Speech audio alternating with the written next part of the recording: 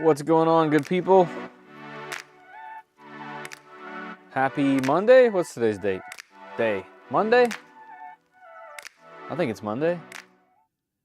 All right, everybody, you know the deal. Let me get my music going. Let's see. Yeah, that's good. Oh, we got like a nice little trap tune right off the bat. Look at that. All right, let me know how the sound is. Ooh, nice. Anyway, let's check out my browser. Look at that, and it's working. Okay, I think I figured out how to make sure that the browser does not crash. All right, cool. I'm happy about that. How's everybody doing? Hope everyone's having a good night so far. Good day, good Monday. I know this was a little bit of a late stream. Not as far as the time, but as far as the announcement of it. Because they typically do streams on Wednesday, but I figured I'm going to be working on this tonight, and someone might be interested.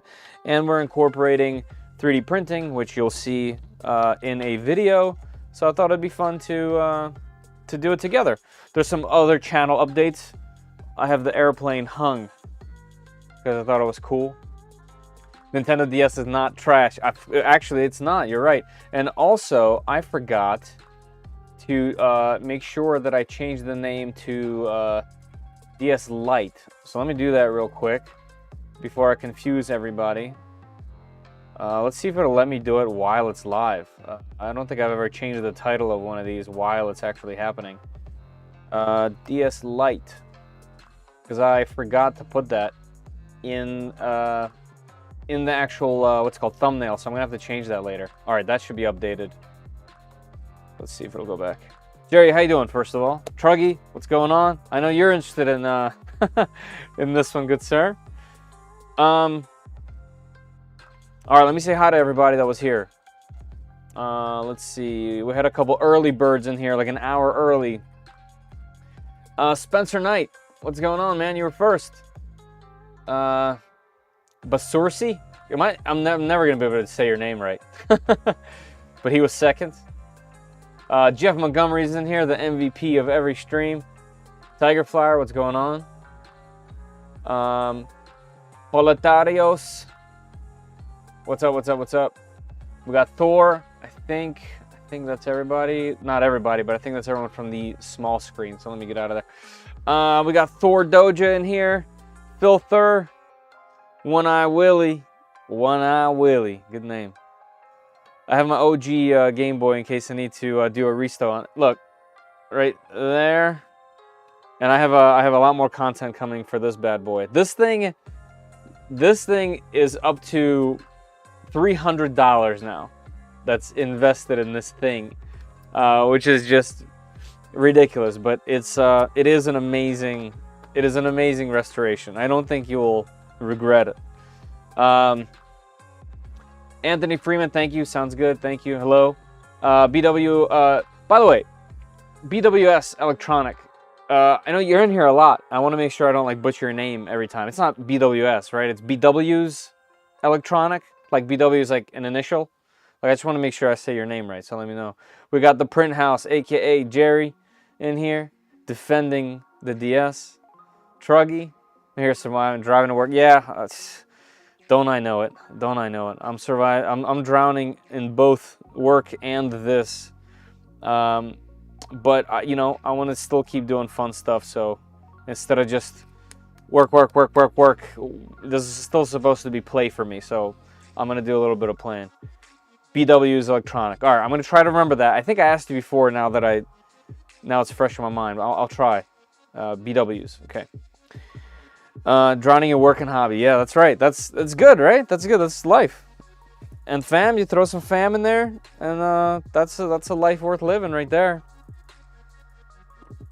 All right, now that I've taken a sip of my coffee, here's what we're doing today. A little bit of a background. Now, like I said, I'm probably going to do a video of some sort on this to some degree.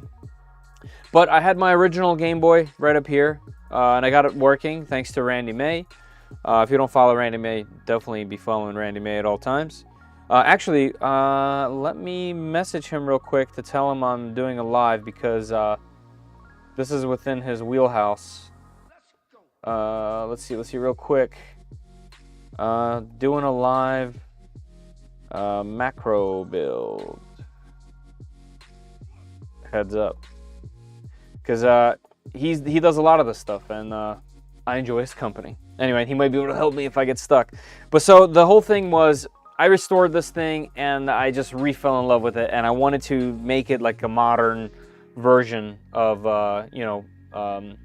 because there's a lot of products out there for these things now, but I couldn't bring myself to taking it apart. So I built one from essentially scratch and from a donor motherboard. So this still has an original motherboard, but it has a backlit IPS screen, has all kinds of things on here, and it's actually only missing a few things that are right here. And I've done a ton. Pretty much everything that you can do to one of these DMG-01s, I've done on here. So I want this to be kind of like the benchmark, as in like the best that this can be in 2024. So that's on the way. I just have a couple more things to add on to make it a little prettier, LEDs, amp, that kind of stuff. And then I'll cover that a little bit more. And I did it in a live stream as well. We did the initial build. Then the next console that I decided to mess with was the Advance. And I restored a few of these, and then I kept the really broken one that just had a working motherboard, and I turned it into this. So this has a backlit IPS screen, it has a glass cover, it has LEDs. I have a battery pack, a USB-C chargeable battery on the way, and I need to get an amp for it, and then this would be everything. Because right now the sound is so weak. Not that I always play with sound, but I would like it to be louder. So amp and the battery pack are the last things to make this the most, I guess, the most up-to-date modern version of an Advance. And the reason why this is cool is because, especially with one of these carts, you could technically play Game Boy, Game Boy Color, and Game Boy Advance games on this, which makes this really versatile. Something you can't really do on this. You can play all the charming classics that you enjoy, and nostalgia, you know, is a hell of a drug. So this is always going to be a favorite, especially because it's so bulky and fun to hold. But this is just better. The problem with the Advance is that it is really expensive right now. Restored originals are around $100. Some go a little bit higher than that. Some go a little bit lower, depending on how they were restored. And then once you start getting into IPS, LEDs, new cases like this, you're looking at 130, 140, etc. It goes to well in the 200s to have one built, you know, so on and so forth. They're very expensive. So my thought was, why don't I show people how to do it on a pretty much extreme budget? And I think when I redo the thumbnail, I'll end up putting the price, the whole cost of this is. And the way to build an Advance on a budget is actually with a broken DS Lite. So a DS Lite is one of these way more modern, actually the most popular, actually I think it was the DS, I don't want to say the wrong one. Either the DS or the DS Lite was the most popular handheld, or actually out of any console, period. So there's a lot of these out there, and a lot of them are broken like this one. This one has a broken hinge and a broken top screen. In fact, if I turn this on right now, because it has a rechargeable battery, you can see the screen is all kinds of whack, and I think it only works in like one place to hold. Actually, it's working more so right this second than it ever has, but it's mostly black or blinking and doing stuff. So that's kind of the thing. You can take one of these with a broken screen, that happens very often since these are so thin and constantly open, and turn this essentially into a Game Boy Advance. Yes, it has a slightly different aesthetic, but essentially it has a very similar thing. And the benefit of this is actually that it has a lot more going for it technically than a standard Advance. It has a much better backlit IPS display. Obviously it's touchscreen, but we won't be using the touchscreen. In fact, you'll lose the touchscreen when you do this. You can still play all of your carts, and it has stereo speaker support. So technically, oh, and a rechargeable battery. So technically speaking, as far as a list going down the line, this thing is technically better broken than the Advance. But obviously the Advance has the aesthetic, the charm, you know, the overall, the rounded grip actually feels better than this, definitely. So when I was doing some research on these, they're called macros when you do this mod, I came across two 3D printable designs. I think there's actually more. But these are the ones that I came across. So this one is just called the Macro F. And oh, I think that's upside down. Oh, things are falling out. And this is printed in transparent black ABS to match all my other builds. This one is printed on the Voron Trident. So yeah, beautiful print actually. Like, it came out really, really good. And this one needs a couple of things. It needs speakers from a Switch for it to work. They're about $10 on Amazon, and even cheaper if you get them anywhere else. And as a benefit on top of having dual speakers, is the speakers from the Switch are even more loud and more powerful than the DS Lite. So you're getting that added bonus as well. The other thing about this particular printed model is it has 2 buttons, which that's what you have on the Advance, and shoulder buttons, which I actually prefer. But the thing that got me looking somewhere else is it's just a bit square. And maybe if this was a different material, this would feel better. But just something about this isn't the most comfortable thing. And sometimes I play these things like I lay down in bed after a real long day and I just play a game before I fall asleep type of deal. And just something about this, I don't know, I wasn't 100% sold. I was 99% sold. But then I was digging around, and Randy showed me a couple things. I actually see him in the corner of my eye here in the chat. Welcome, Randy, and thank you, sir. This is called the Slab version 2, I believe. I posted links to everything you need in the description of this. But this is called the Slab. And as you can see right off the bat, it has some homage paid to the original Game Boy, which is cool. And it just has a little bit more rounded edges, and it's simpler. And on top of that, it has spaces for the original speakers. So right off the bat, in my mind, I'm like, if this is a budget Advance, and it should cost as little as possible and get the most out of it, well then a 3D printed shell, if you have a 3D printer, a broken DS, and no other things except for a screen and a resistor, that is a pretty good thing. So that's what we're gonna do.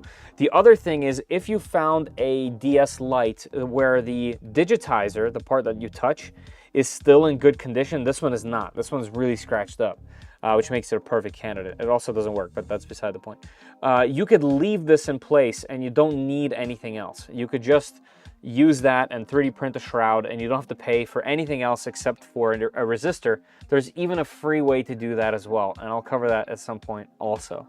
So technically all you would need is this. I believe this one was, what was this, $35? But you can get it for around 20, and that was like with shipping too. So it's like a $23, $25 item. So between 20 and 40 bucks, you can get a broken one of these. And then technically you could even do it with nothing else. But my recommendation is to get yourself a glass screen. These are really inexpensive. They're like $4 or $5. There's a link down in the description for one that I recommend. This one has writing on it, and it does cover some of the screen. So if you don't have a cartridge in there, some of the bottom of the screen is covered. But when you put a cartridge, the screen kind of shrinks, so that's not really a problem. So that's all you would need. And then you need a resistor, a 330 ohm resistor. It is tiny, tiny, tiny. This has 2 of them, and it's not the white stuff, it's that little speck you see. So I got these elsewhere, but there's a link down in the description to Amazon where for the same price I paid for this, you can have like 200 of them. So I would do that. I wouldn't mess with this, plus it's Amazon. So there you go. So we have that. We have a piece of glass. So at the end of the day, this is like an under $40 full-on console that's completely custom. You can print these in any color, any combination. You know, it comes with a battery door, all the buttons, and everything you need. So this is the perfect thing. So I will be able to show, at least to those interested, right? Like, I know not everyone's gonna be interested, to show what it's like to have pretty much the most decked out thing that costs hundreds of dollars, you know, to fuel your nostalgia. Or at the same time, we should be able to have literally the same feel, the same performance, except on a significantly cheaper package that actually could technically be cooler. Now, the other thing is there's also LEDs for these. There's also an aftermarket for these, so you can get different buttons that would work here. Just, it keeps going on and on and on. It seems like the list for these is just better, you know, as it goes. So that's what I'm here to do today.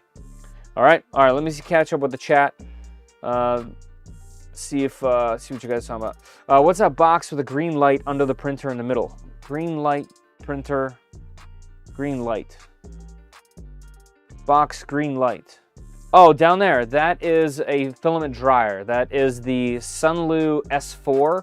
It holds 4 spools or a single giant 5 kilogram spool. So that's where I keep my spools, and actually you can see that long cord right there. That's how I feed into my ABS and ASA machines directly from here with it's not a cord, it's a PTFE tube. I love how the camera follows you. Yeah, it's on a gimbal. That way, I get if I get mobile or real animated, it'll keep following me. I'm also surprised Nintendo doesn't make any games for DS. Oh, you mean like any more? Because there's quite a bit, and you can technically have your full library if you know how to get it. It'd also be nice if you could add Bluetooth connectivity for headphones. You can. The problem with the Bluetooth modules that come on these is that they're not the best. I've seen some people say that some have a tiny latency. I've seen some people say that the quality isn't that good. So maybe something that we test. But yeah, you know how the chiptune music is. It's me personally, I can only listen to it for so long before I just have to either turn it down or put something else on. And I love it too. It's super nostalgic. I love it, but I can't do it for a long time. There he is. I knew I saw him in here. What's up, Randy? The real jet engine to the to the back. Add a real jet engine to the back of it so it sounds cool. Oh, this thing? Yeah. There's a lot of potential with that thing. Sounds like that DS is going to become a 2DS. No, it's going to become a 1DS. Hey, Joe, how you doing? Hey, Nuno. All right. Let me get some coffee. Oh, 2 things. If you guys are in here and you're planning on sticking around, I know not everyone will be sticking around. On top here is a pinned comment. If you go in there, you can win yourself a spool of 3D Max PLA Plus. All you have to do is just stick around to the end, be present in the chat for the giveaway, be in the United States, answer the question that's there, and you'll get a chance to win. It'll look something like this right over here. Let's see how many people are entered. Should be a few. Okay, 9 people, 2 hours left. So pretty good chances to win yourself a spool of filament if you have a 3D printer. The other thing is shop.3dprintsos.com. Guys, I have some merch that I've been making all myself, and it's cool. So check it out if you'd like it. The mugs are absolutely fantastic. This is the Hot Ends mug. We have our Hot Ends mats, which I'm using right now, as well as some awesome shirts here. Just a good way to support the channel, but also get something in return. Okay, so we have giveaway at the end. Merch is available. All right, let's jump in. So also here's the link on printables. Xipher, I believe is the way. Xipher Designs, fantastic design. I would like to see the front cover with the slots instead of the dots, but I understand why you did it. And this is V2. It looks like maybe V1 used to have those, according to this, unless this person remixed it. This is cool to me. I like this because it like pays more homage to the original, you know? So that caught my eye. Otherwise, I dig it. I dig this right here. This reminds me of the Xbox Elite controllers. It would be awesome to have the slots and also 2 buttons. And that cutting that membrane would give us the opportunity to do a free Switch mod. Or not Switch mod, free mod for the screen so that you don't even have to buy a resistor. But that's for another time. All right, let me get set up here, and we will get into it, because we will need all the time that I can muster for this, and I will do my best to try to get you guys a camera view that's like not just utter garbage. But note that it will probably be upside down at best. But like I said, I will continuously try. So I also printed this a few times. The case is printed on a machine that I can't talk about yet, but I will be able to talk about it in 2 days, which is cool. I also printed the case on the Voron Trident, and it's literally identical, which is kind of cool. So there's a second one of these. Maybe I'll build another one. I don't know. We'll see. And then this I will save for another time. And like I said, the reason why I decided not to do it the main reason is because this one requires, well, it doesn't require, but it calls for switch speakers, which I purchased. They're actually right over there, but I think the point is that it would be nice to do this on an extreme budget to make a comparable console. All right, so you know, I can't admit or deny. All right, because things were signed, so I can't talk about the machine. But hey, there's some machines behind me that I'm sure would be of interest to you guys. Hey Eric, here, let me do this. I don't know if you guys are following on the channel here. Here, let's do this. All right. Ah, yeah. Come on. Oh, yeah. Okay. Don't do that. Yeah, so we have the Bambu Lab A1 Mini Combo that I have to unbox at some point. I have the Bambu Lab X1 Series Combo as well. The reason for these isn't because I necessarily were jumping out of my boots to buy them. It's because I have daily questions and requests about these machines. So it is literally just, if I'm going to do a channel where I'm trying to get my hands on as many machines as possible, this is the runner-up for the best machines ever. So here they are. Excited to actually check them out and have them, you know, in my hands instead of just listening to people on the internet or friends that own them, you know. Then we have the Kingroon KLP1. I'll be covering that as well. This is probably on the most, is this the most budget Core XY machine? It might be. I believe the closest to that is the FlashForge 5M, which is, spoiler, a really good machine.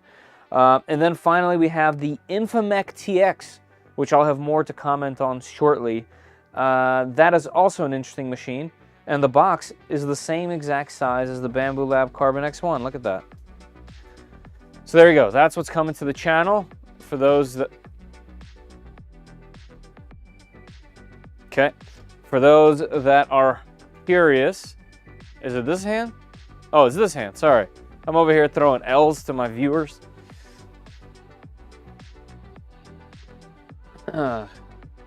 Let's see. Caleb, what's going on, sir?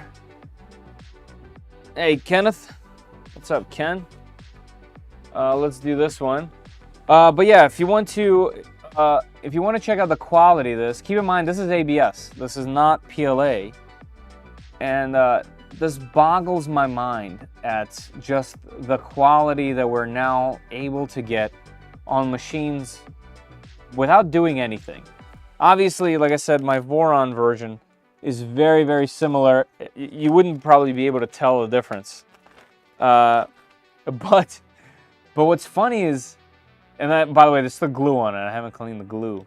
But what's funny is that, like, you know, this takes a lot of work. Like, it takes a lot of work to get to this level of printing. But nowadays, you can just have that, and it's amazing to me. Like, we live in an amazing time to be alive. But anyway, transparent black ABS. As far as I understand, there is no transparent black PLA.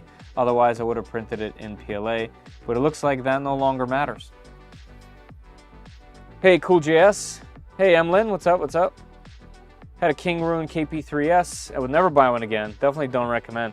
I, on the other hand, loved my KP3S. I did a lot to it. I made the tool head from a Voron. I did not the afterburner. Oh yeah, the afterburner tool head with a pretty ridiculous hot-ended nozzle, and I loved it. I actually donated it to a friend. Used to sit right there. I donated it to a friend, and he uses it right now. He's using it, and it's fantastic that it's still going. I love that. It runs Clipper from a Raspberry Pi. Yeah, any Kingroon, in fact. Yeah, so we'll see what that one's about. That is, by the way, Nuno, that is version 2. So their version 1 had a bunch of problems. They at some point stopped selling it, then they started selling it again. This is version 2 with a new firmware, and I don't know if there's hardware changes, but it's worth checking out the bottom end of machines because not everyone can afford $1,500. And I started this channel on a $160 machine. So it's kind of in my nature, you know? So what are you modding on the... So what I'm doing on the DS is we are going to remove the top screen completely. We're going to get the speakers out of here. And we're going to turn this to a called a macro. Essentially, my top screen here is broken. The digitizer is broken on this. And so we're going to turn it into an advance. It'll play advanced games from the cartridges. And also, if you have one of these easy flash carts, you can play all of your saved ROMs and game library that way. So that's what we're going to do. We're going to get this thing, save it from the trash. Essentially, and that's what we're gonna do. So let me get my Hodo. We are going to need a tri-tip screwdriver and then a regular Phillips. Let's no, that's probably a too small of one. Let's get this guy. So we will see. We will see. Loved it after I modded the hell out of it. Oh, okay, yeah. So the same with me, huh? Still trying to figure out what's wrong with my printer. Emlyn, hard to say, but keep trying, you'll get it. It's way more rewarding when you actually fix it. Hey, it's Quinn, man. Quinn, I haven't seen you in here in a hot minute. How you doing? And you always ask this question. That's how I remember you. Physically, I'm okay. I'm overweight and need to lose weight. I need to stop eating cheeses. I need to cut down for sure. I put on some LBs in the winter. I need to cut down. That's how I'm doing physically. Mentally, I've been super busy at work, super busy here. Everything's kind of piling up. That's why I'm doing this stream, is because soldering, working on electronics, this is super fun and a bit of a release for me, so that's why I'm doing this. I think it'll be fun for everyone to watch, maybe. Fun for me to do, and still related to 3D printing and just doing projects and having fun. So thanks for asking that, Quinn. Maybe that's not the answer that you wanted, but that's the answer. That's the answer that you got. The thing that we have to start with is the battery. Let me get some Kapton tape as well. So we're going to do two things with this, with the battery here. I actually don't know the health of this battery. I did play for about maybe 30 minutes and it went to about halfway, which isn't too bad considering this thing is ancient. But you can get these batteries pretty cheaply. It also has only had one charge cycle since then. I don't know how long it's sat. But what you need to do is cut off these posts and it'll just help it go in and out of here easier. So, wow, that's a hard one right there. There we go. Okay, so we're gonna cut down those posts. And then what I'm gonna do is, let's see the way that this thing goes in. Can you guys see it? Yeah. Let me try to move the camera so it's a little bit more centered. Yep, that's how it'll go. And then see how they're difficult to take out of here? You don't want to be bashing your 3D printed DS cover. So here's what we're gonna do. It goes in that way. I'm gonna take some of this tape and we'll cut it about there. And I saw this trick from Xypher. Yeah, Xypher. Here's what he did. He put this piece on like this. And he made a little tab like this, right on the edge. Let me redo that so that it's just a cleaner fold. There we go, like that. That's a nice clean fold. And then this one just goes over the edge. And the thing with this tape is it's so paper thin. It doesn't really take up space. So now when we put this in here, now we have a pull tab. So very easy, in, pull tab.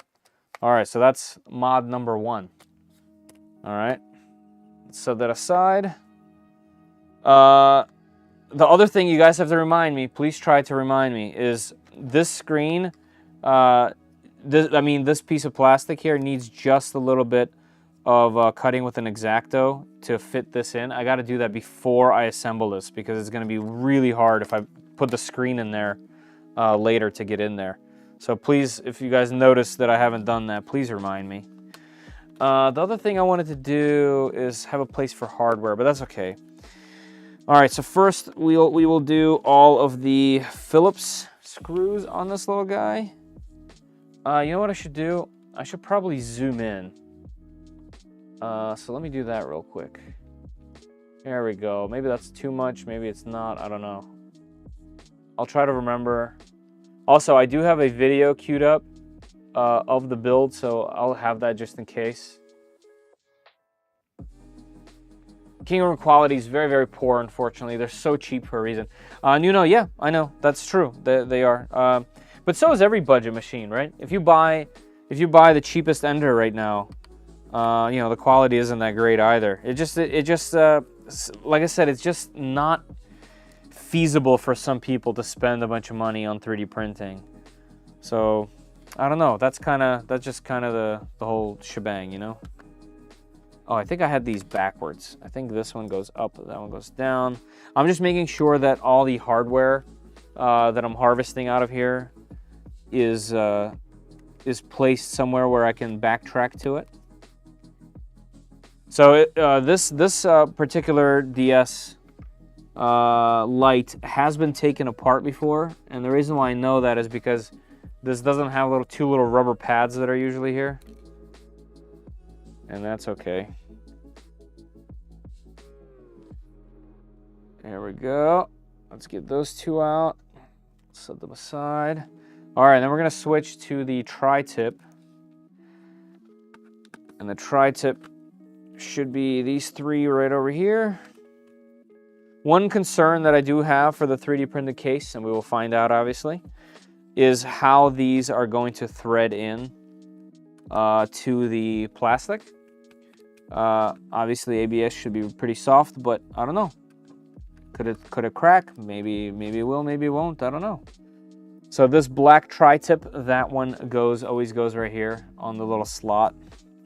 And then these two should be regular size. Let's see. Yep, they just pop right out. See, tiny little guys. And we'll put that over there, and that should be it. Okay, I missed one right over here in the corner. A Phillips screw. Get that out. So that's in the front right corner, so I will put that there. All right, and then now we should be able to take it apart, and you will see that the shoulder buttons have springs on them, and they like to just fly out sometimes. So I'll use my fingernail to kind of just guide along the edge here, and it should just pop right up. There it goes. All right, looks like I pulled up the shoulder buttons, but that's okay. All right, so here is the case. Let's set that aside for a second because we will need that. And then the shoulder buttons, the stock shoulder buttons, they have these little springs, but also these pins. Where are my... There we go, these things, right? Oh, this one is already out on my table somewhere. These pins, we will need these pins. So let's set those aside. We do not need the springs. However, it's always nice to hold on to all this kind of stuff in case you want to repair one or something else happens. You want to set it back to stock, whatever it might be. This is just our volume rocker, I believe. Let's set that aside. All right, let me find where that pin flew. Oh, it's right over here on my table. Here's the second pin. We will need these. And that thing likes to roll. All right, so that is what we're working with here.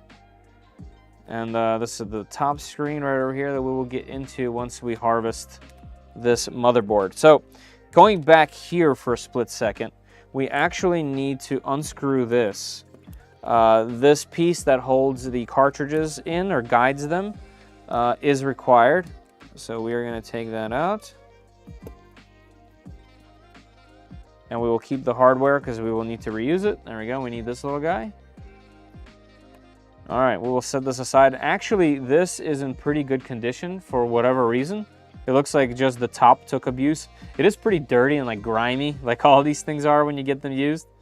But yeah, so I'll hold on to that in case I find one that needs a repair. All right, always be careful using tweezers like this because they're metal and you're better off with plastic. So I'm going to use this little plastic spudger. First, let's get this antenna up. This is the Wi-Fi antenna. This right here is I actually don't remember what this is off the top of my head, but this goes to the, is this for the speaker? I don't remember. I don't remember off the top of my head what that goes to, but it goes to the other side, to the top panel. So let's undo those, and then this is, it has a plug on the bottom, but also it has a double-sided piece of tape right here. This is the Wi-Fi module. But what's crazy is the Wi-Fi module, even though we won't be using Wi-Fi on this, actually has the BIOS of the machine. So you actually need it if you want it to boot up. So that's kind of fun. So just pull straight up. It should come off, and I'll show you on the other side. So here's the plug. Here's the double-sided tape. And we still need this. You don't necessarily need to replug an antenna in, although no harm, no foul, I guess. We'll figure it out. You don't need the antenna, but you do need the whole BIOS chip, so keep that on the side. So to get this thing out of here, you do need to play snake a little bit and snake this bad boy from underneath of it. Kind of weird that that's how it is stock, but it is. So you should just be able to wiggle your way around. And same with the white cable, you'll be able to get it in a second. The other thing here is I only have one, it looks like, screw here. There's definitely another screw. That's probably what that one's from. I only have one screw here, but there should be two. There should be two holding this thing down. So here's that. I'll put it right here. And I will definitely be using a second one when we go to put this thing back in. All right, so that should free up the motherboard and screen.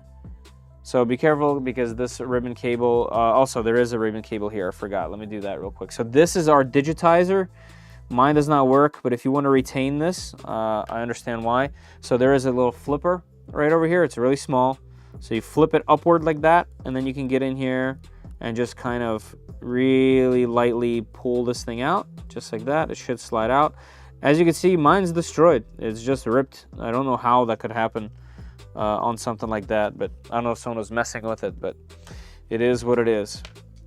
So let's pull this up now, and we will flip it upward like this. And let's remove the screen first, and I'll catch up with chat, see what you guys are talking about. So the way to get the screen out is to just kind of prop this little black piece just like that.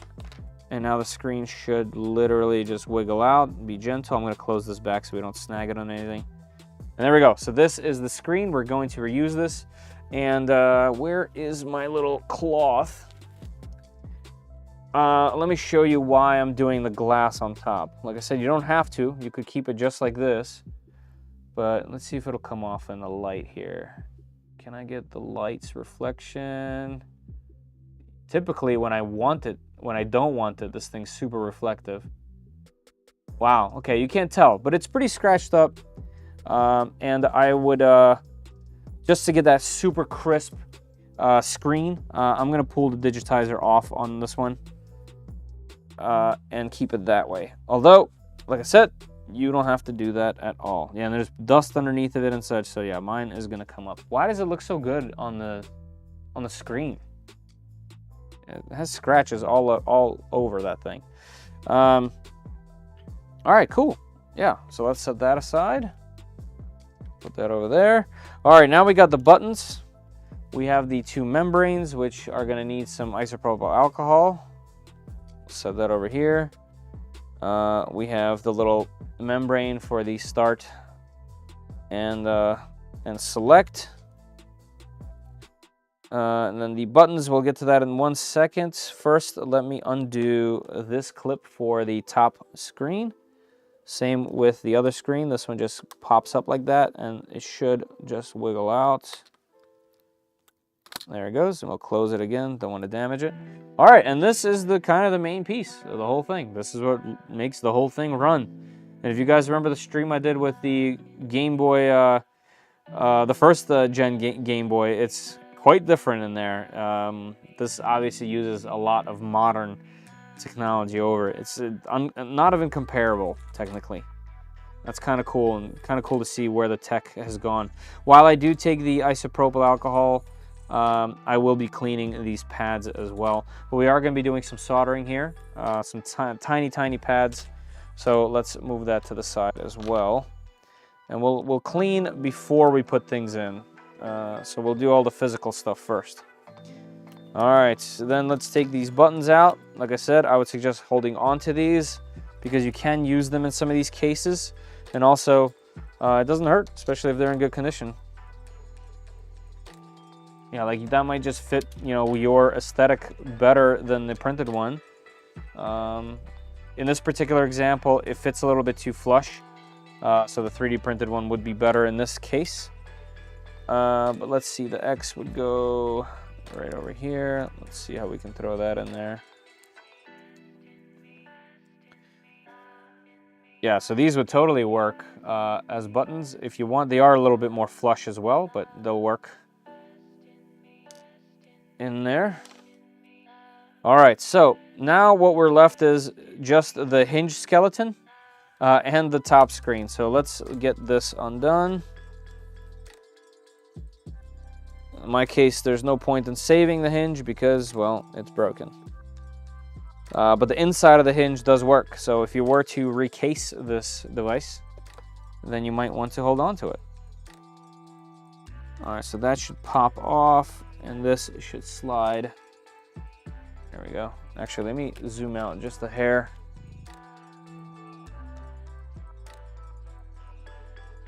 There we go.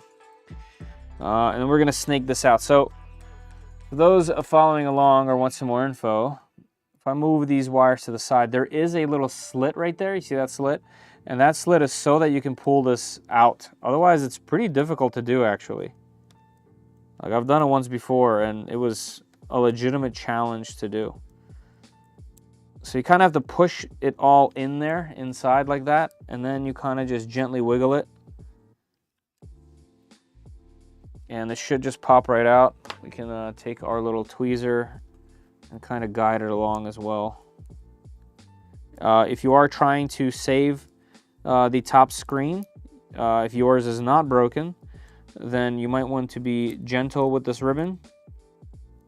I don't particularly need to be, but I still will be. There you go, now it's out. And we have this panel. And this panel is also in decent shape. It looks like someone used the wrong size screw, so it almost poked through here. But otherwise, this is just the grime that you can kind of clean off, you know? So no big deal there. We'll set that aside. And let's inspect this ribbon. There's definitely something must be broken on it somewhere, or a crease somewhere. Yeah, the damage must be further in because there's nothing I can really see from here. One thing is this little metal collar comes out of these things. Let's see. And it does actually hold everything kind of together. So you do have to roll this thing up to get it out of there, which is kind of an interesting thing that Nintendo did. Like, this had to have made putting these things together and just like not maintenance but warranty work more of a challenge as well, but kind of an interesting choice. So there we go. Put that over there with the case. Here is what broke. Yeah, looks like it'll still function, just the plastic around it broke. All right, we'll put that to the side. All right, so to get into this, and we need to get into this to harvest the speakers. From what I remember, I haven't done this in a long time. From what I remember, you have to pop off these tiny little squares. So let me see if I can do that. Also, let me catch up with chat. Any recommendations for your screwdriver? I love the Hodo screwdrivers. I do have a 5% off coupon in the description for these things. I think you can use 3D Print SOS at checkout as well. They are pricey, they are. But the batteries last forever, and they're so much stronger than similar ones that it's not even a comparison. I've had two other screwdrivers of the same vein, and this one with its torque selection here is just better. It lasts forever. It charges through the case, It's very nice. Comes with a ton of tips and things like these spudgers and stuff. So yeah, Hoto tools, H-O-T-O. They also make a larger one for like better, you know, to assemble 3D printers with. And this I would not use on this because this would just break everything. This is way too strong of a device for something like this. But yeah, Hoto tools, I'm a huge fan. I have their vacuum as well. They're great. Hey Nigel, how you doing, buddy? Tiger Flyer, what's up, what's up? There needs to be a link in the description for every video of your Hoto tools. I think I do have them in there, don't I? I think I do. I hope I do. Let's see. Whoops, audio's on. Hold on. There we go. There should be, and I hope there is. Yep, right here. 5% off everything, Hoto tools. Yeah, so if you use 3D Print SOS, you get 5% off, and obviously you can use that link. That would also do the trick. And they're obviously affiliate links. But yeah, 5% off. Careful those ribbon cables. Yeah, the ribbon cables are very easy to damage. When you restore this, will it emulate games or will it still need physical cartridges? You will need physical cartridges with this. It essentially turns it into a, what's it called? An advance. Nigel, if you do want to not use cartridges, you can get yourself a DSi.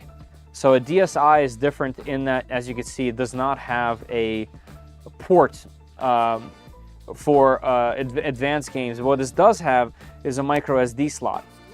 So there's homebrew tricks for this to be able to run them, your whole library, if that's what you're into. Right, power buttons on here. And it is a bit different just in general. But as you can see here in a second, when this thing boots, you can have this read everything. So Game Boy, Game Boy Color, Game Boy Advance, and obviously DS games because they're like that. Oh yeah, so there you go. I was playing some Mario Golf, as you could see. And so this one does emulate the games. So that's a DSi. However, a DS Lite plays physical cartridges. So the way around that is one of these. This is an easy flash, and you can use an SD card with your backups of your games that you own. And that's how you can play your digital library that way. Hey, load of clips. White wires microphone. Oh, okay, cool. Yeah. Thanks, Randy. I honestly, I don't know. I just got to dive in. That's the way I usually do stuff. Heather plays the same part. I had to coil it back in. It's a real pain. Yeah, I've done it once before. It was, yeah. Fetter lovers. Nice. What's up, Lauren? Push it and wiggle it. Every time. They wanted people to buy new machines. Yeah, that's true. Hit the like button. Yes, please. Thank you, Caleb. Appreciate that. Hey, Zach, what's going on? You can use the Easy Flash on the Game Boy Macro. Yes, you can. And I tested it, and it works fantastic. So yeah, that's pretty much the best way and the way that I'll use it. DS 0.02. Yes. Also, cheers, guys. Got a little something in here to keep the stream flowing. I miss the Sega Game Gear. Yeah, Game Gear I've never had, but it is just a mass, isn't it? Randy just recently showed me his, and they're crazy. Blew my mind with its cutting-edge tech. Color screen. Yeah, that's right. That is right. Okay, let's get back to this, because I do want to get this thing finished. So I'm being careful, but I actually don't know why, because whenever you get any kind of new case, they come with these little rubber pieces. But still, I'm not a big destroyer of things type of person. So I will just carefully remove that and move on. I guess this top screen does have a broken hinge, so it doesn't actually matter. But there are also case options out there that retain the original bottom. So keeping your bottom is actually potentially a good idea. If you don't want to fully 3D print everything, you can just print the top case and leave it there, you know. All right, this one is Philips, so it should be easy to do. 1, 2, 3, and 4. All right, so from what I understand, this kind of slides, right? Where you pop something upward and then it slides, something like that. Where's my little spudger?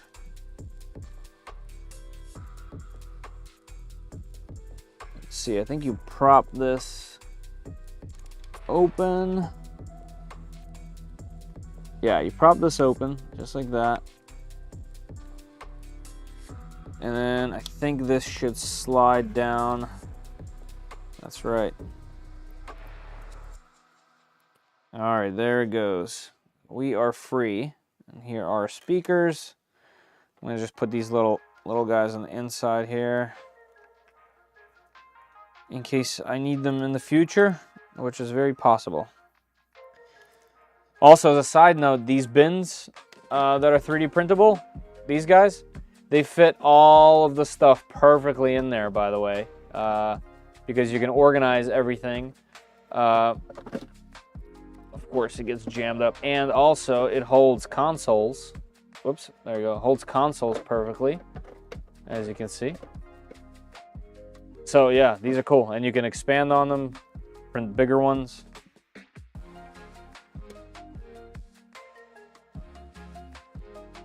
All right, let's see. How did I have the camera over here? Because now, there we go, like that. I miss Virtual Boy. Nice. Hey, Iceman, how you doing? Never got to play one of these. I'd work with a car. I work on a car. Yeah.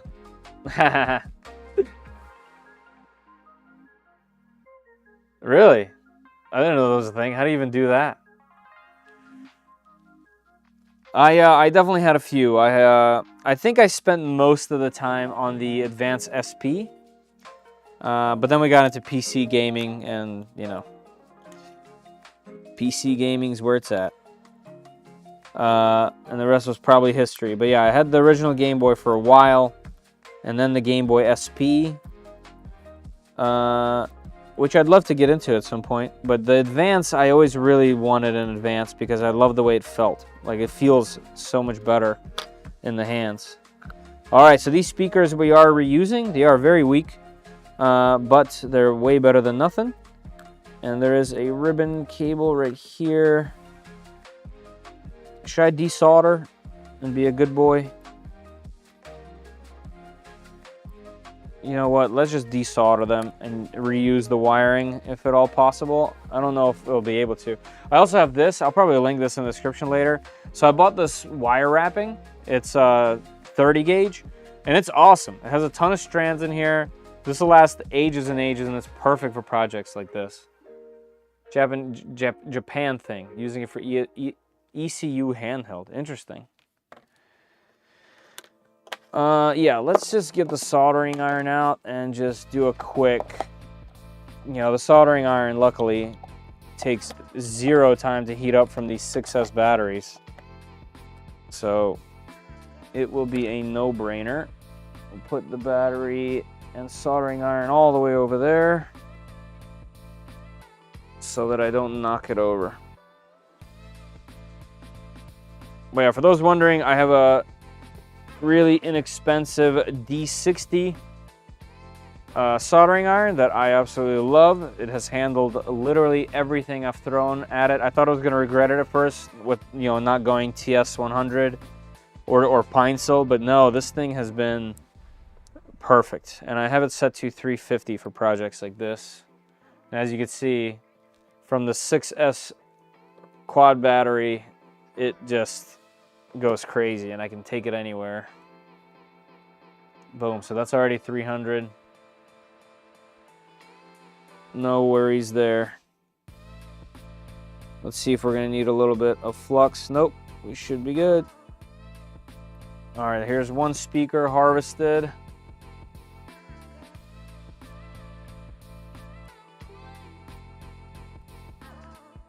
Anyone know, by the way, if there are projects out there that use this top screen for anything? Because I think that would be pretty cool. Since it is a decent screen.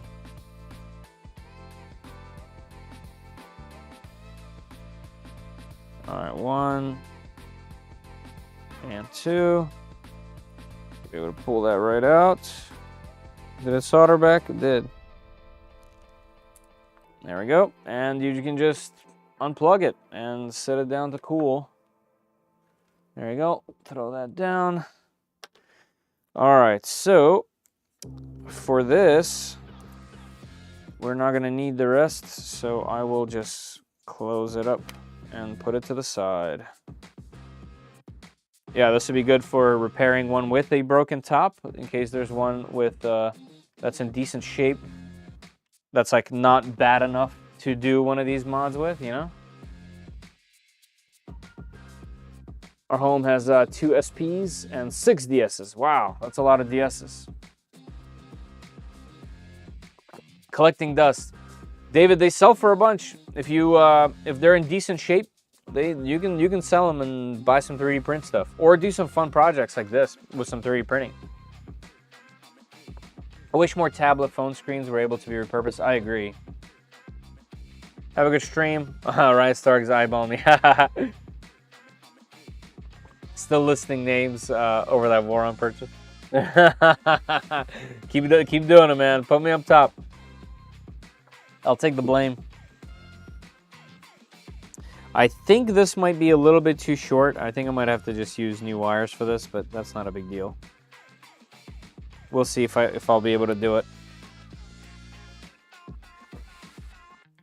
And yeah, having 2 speakers is pretty cool. And this should be plenty long to do a second one. All right, I think we're at that fun part where we've just harvested everything that we needed. And now we're going to be doing some soldering of tiny components. This might be the smallest thing I've ever soldered. I've got so many old phones, tablets lying around that are broken, but have decent screens. Yep, that's the truth, ain't it? All right, so let's get these guys out. This Bitboxy sticker I will put on my toolbox. Toolbox of Game Boys. In fact, let's see which direction this goes into. Was it Bitbox? Box bit? Oh man, now I don't know. What was it?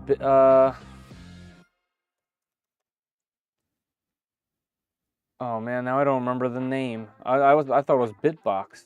I bought from them. Hold on, let me understand. Game Boy 330 ohm resistor. Boxy Pixel. I wasn't even close. It's Boxy Pixel. What was Bitbox? I don't even know what. You know, sometimes after a long day of work, my brain is just not able to keep up, I swear. Anyway, that's why I'm not doing the Voron build right now. We will save that for Wednesday. Got 4 iPads too. Yeah, iPads, I have a bunch of iPads. I even have the original iPad, but those are quite literally just waste. You can't do anything with those. That's a total bummer. I mean, look at, can you guys tell how tiny this is? Like, it is just minuscule. How do you even get it out of there? Does this back come off or something? I can't even close these things enough. I'm gonna have to bend the tips. Yeah, I'll have to bend the tips and clean this from all the super glue and nonsense that I use them for, to be able to just get this thing out of here.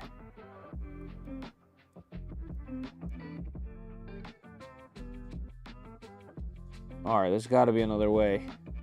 Here we go. Wow. That is something else.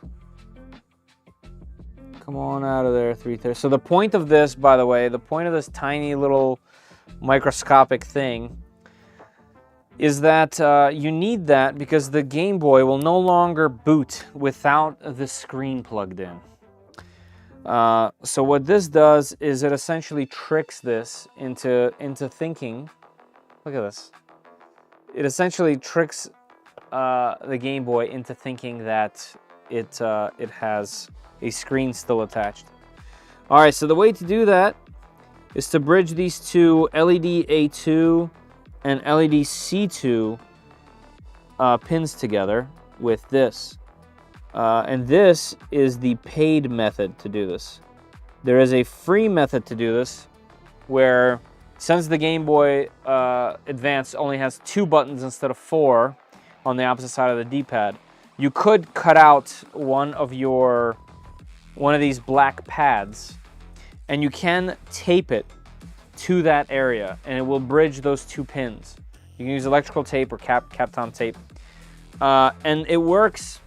It works in a similar fashion. I've seen it work, and it's free, and you don't have to solder it. So that is an option, but we're gonna do it right for this one. And I think we might do another one at some point, depending. All right. So first things first, we need to tin some pads. One of the other things that I wanted to see is, will this be able to reach? I don't think it will. Yeah, I think it's safe to say that I will need to get larger. I don't know. Yeah, I think we'll just do larger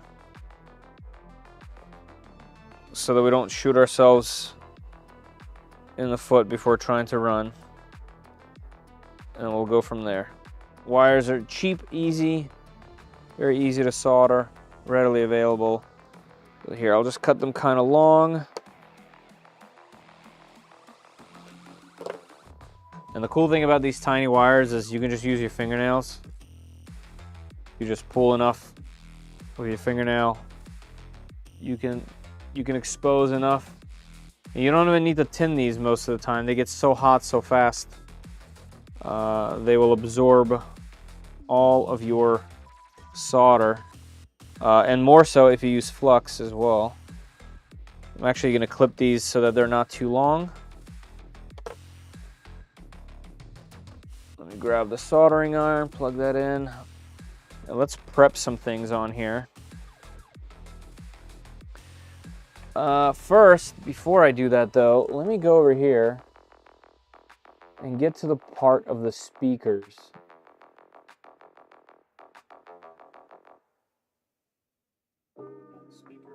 Can you guys hear him speaking? Let's see. We can also tap into the SPR0. Can you guys hear him speaking, or you just hear it through my mic? My speaker's on the left, so I'm going to go. Oh, that's okay. Or solder with a wire. I don't know if you can do that, Night Train. As far as I understand, you need the 330 ohm or similar, but I'm not sure. I guess if that thing can do it, a wire can do it as well. All right, so he's going to use a number wire. That's fine. I'm just using thin wire. Yeah, BT minus and SPL0 is what he's going to for that speaker. All right, and then where's the second speaker? So he just goes right into final assembly, but where is that second speaker at?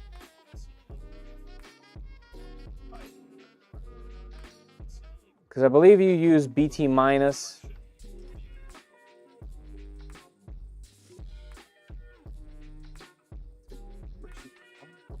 Wait for it. Oh, so he's just using... Is he just using one?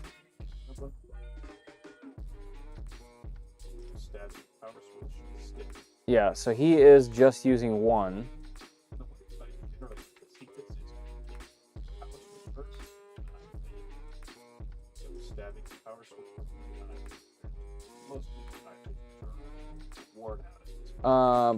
But so I've seen people do this in 2 different ways. Also, I'm gonna pause for just a second and mute, and I'm gonna take this hoodie off. I'm hot. Let's go ahead and I'll be right back, guys. I'm gonna mute for just a second.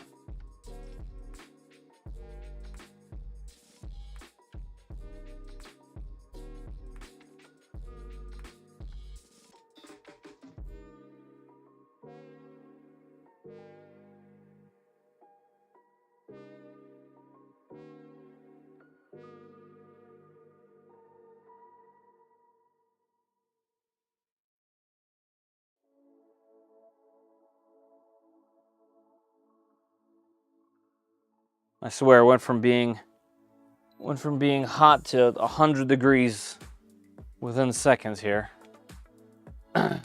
Hey, Giuseppe. How you doing? Yeah, I thought I saw it somewhere in this video, but I guess it wasn't in this video specifically. But essentially, you can just use the same exact speakers, but there is a second speaker, and that's SPL0 and SPR0. And then you can just use the BT minus for the minus. And then I did see somebody use a different minus. I think it was on the charge port. On the other side.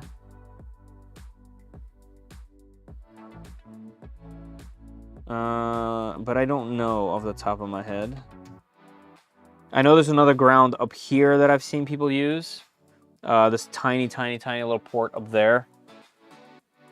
But I think it'll just be best to use the same ground, and we'll just use SPR0 for the plus. This says UI ground up here, but keeping them down here is probably just easier for everything. So I'll do that. All right. So let's get the solder in. So I do have a flux paste, and I haven't bought any new stuff, but that stuff works really well, and I've bought enough of that that'll last me ages and ages. So I haven't bought the slightly better to use and easier to use flux, but that should be okay. So what I just do is I just take some like this, and I usually just put it on in the area where we need, and it does its job perfectly. Get the BT. There we go, and the rest we'll just clean up. There we go, I'll put some on the speakers. Yep. Paper towel. Let me grab a paper towel so that I have some. Hot soldering iron, stay.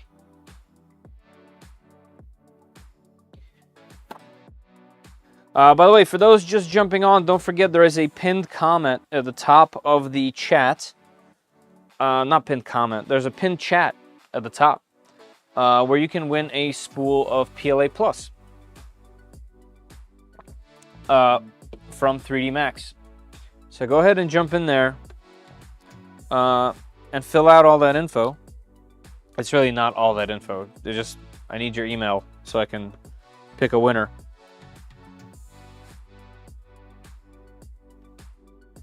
There we go. So we'll unsolder that.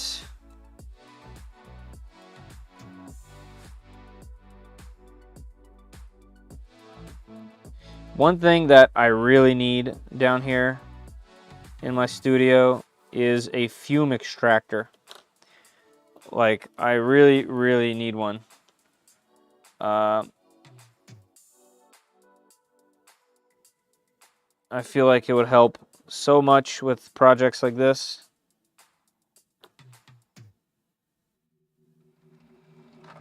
Why is this wire acting out on me? I guess it got dirty from something. Let's try again.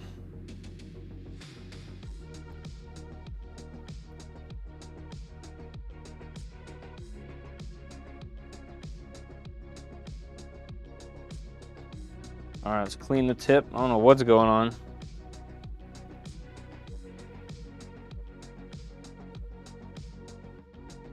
Get in there, wire. There we go. Well, popped right out. There we go.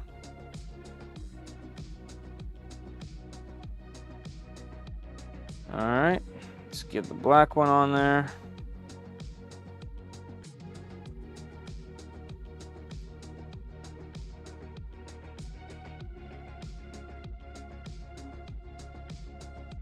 Yeah, the black one's soldered perfect. Yeah, but I do have a what's it called, a filtration system right here running next to me, but it would be nice to get these fumes from literally like my mouth area. And That would be nice. I gotta print something with a computer fan, I guess. Can you see this message? Yes, I can. Quinn Man. I always struggled with soldering until I recently discovered Flux. Yeah, Flux is amazing. For some reason, my messages before wasn't coming through. Oh, I'm sorry. That's weird. Hey, Darren. Master soldering, get your mini bag. Yeah, that's right. Oh, yeah. I guess the downside there is it's super loud. Like watching electronics repairs, like watching the Coder and Northridge Fix. I'm not familiar with those things, but I do enjoy watching them as well. Just as a thing to note. All right, so the pins that we need: LED A2 and LED C2. I'm just going to tin LED A2, and the reason for that is I think it'll be easier to solder the first one and then the bottom one. But we'll see how that turns out. Let's add a little bit more to that one. There we go. All right, and then we need SPL0. That's this guy, and then SPR0. That's this guy. All right, and then BT0. That's this guy. There we go. That's a nice little bead right there. Okay, so that's all that we really need to do there. How about we do the most nerve-wracking one first? Where did I put my tweezer? Oh, right in front of me. Hey, Mr. Walkman. Flux beer friend. There were a bunch of fume extractors and printables recently from soldering. Yeah. Oh, was there? I need to look because it needs to happen. All right, these two little guys can go away. Do I have a trash bin? No. All right, these are going in the trash. All right, let's do this. So I'm gonna turn this sideways just so it's easier for me to reach that pad. Let's take this little guy. I mean, it is tiny, tiny, tiny. And it's sticking to my tweezer because the tweezer has flux on it. Let's see, here we go, like this. Let's flip it right side up. Come on, tiny little guy. There we go. All right, I'm gonna creep it over there, and I'm gonna hold my solder to it. There it goes, and all right, that part is soldered. And that is why I only wanted to do one, because now I'm gonna come in from this side, and I am going to just get some solder on this side and touch it, and it should be good.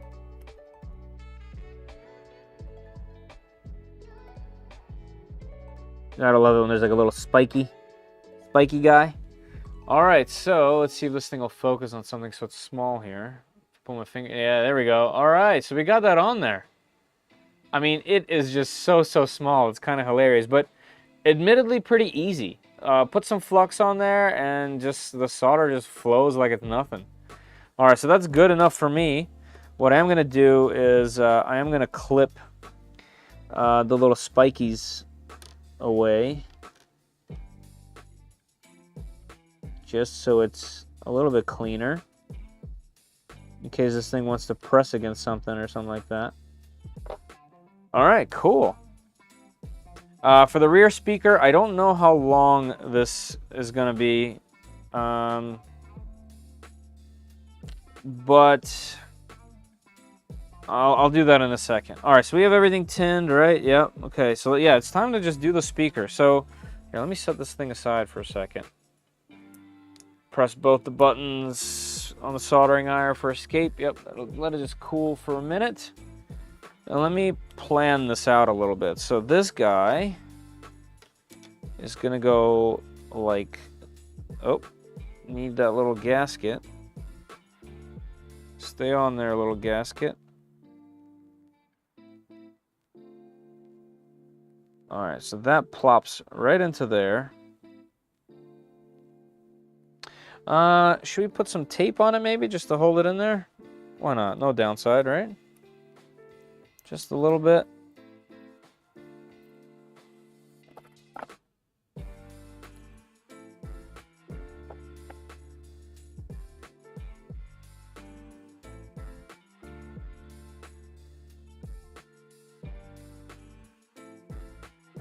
Unless it's gonna get in my screen, I do not want that.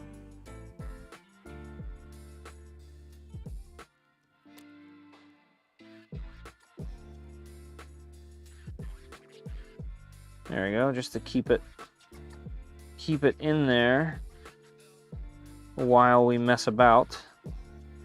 All right, so let me try to figure this out. So the other thing that we want is to actually put this thing up on something. Let's see, here we go. Our trusty BQ EBB 36. All right, so let's populate this thing with some buttons. So all the buttons, the battery door, everything else is also 3D printed, also in the same ABS plastic. So we'll set that to the side real quick. All right, let's go to the D-pad here. Throw that in there. All right, then these buttons, I'll need to look around quite a bit which direction they go. These just drop in. All right, so we have the A button. A button goes down here, facing down.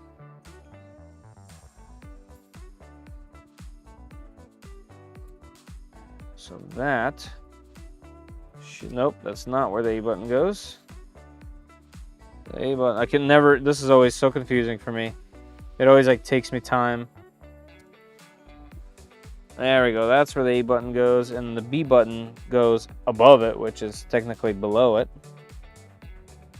B button is rotated this way, and they are keyed, by the way, to kind of help you with this part. B, yep. All right, and other buttons, I gotta like look. I can never remember because I don't use them that much. All right, so X is the opposite of A. It's the top one. So X, we'll go here. Yeah, so B, A, B, Y, X. And Y will go here. There we go. All right, we got those in there. Buttons be populating. Okay, then we have the, nope, this stuff goes on the other one. Yeah, all these other ones are populated into the other one, so we're gonna wait. So this thing gets done first.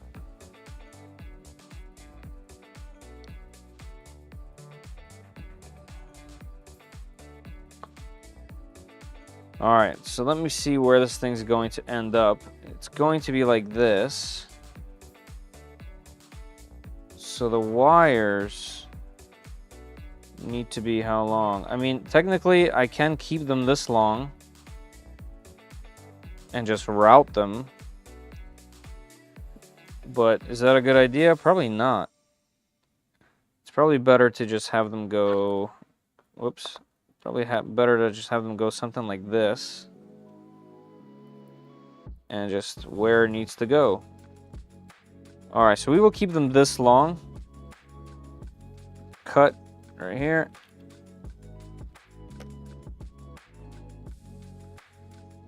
Alright, that's what we're gonna do.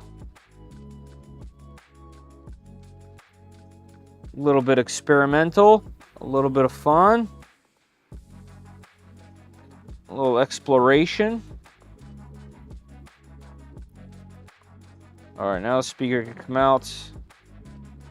And I want to clean these off real quick and clean this off right after I solder the speaker wires on here. All right, soldering iron, go. Let's catch up now. The coder mostly does consoles. Northridge does mostly laptops, iPads, phones, GPUs. Nice. Can I not post long messages? I'm not sure, Quinn. Honestly, I'm not sure. I'm not getting anything like popping up, or there's nothing that looks off, if that makes sense. TS100 is similar, great soldering irons and so forth. Yeah, I agree. The TS100 specifically, and like I said, I don't remember how much I saved, but this thing was on a ridiculous sale where it cost like nothing. And I remember I thought I was going to regret it because this only goes to 400 and others go to, I think, 450. But I've soldered so many 6S batteries and 3S batteries, 2S batteries, so many quad things. I've built so many quads with this iron and so many 3D printers. So yeah, I just have zero regrets with this. And it's very inexpensive. So if anybody's looking. All right, so let me get the red one out just so we can kind of have this lay this way.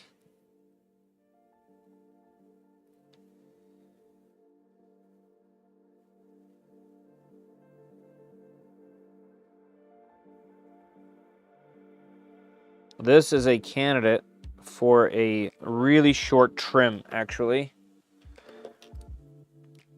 Because if this wire, that particular ground wire is any longer, it will interfere with other things on the board. So I'm going to try to keep it super short. Get some flux. Let me get a little bit of solder on my tip here. Clean it. Put a little more on there. There we go.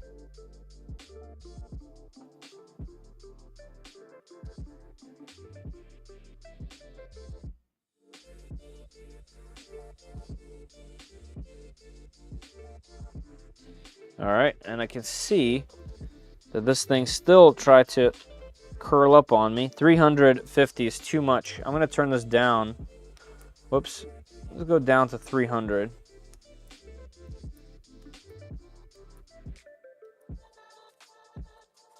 Yeah, let's do 300.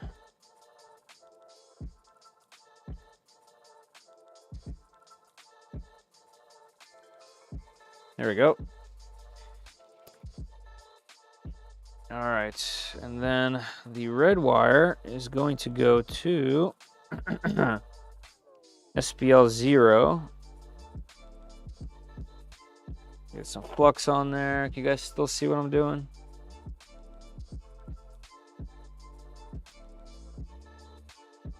All right, SPL is going to have to go this way.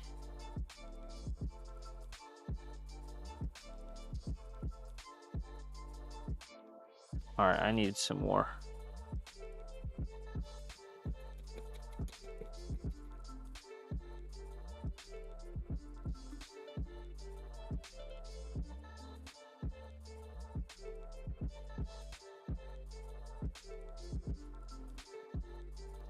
There we go.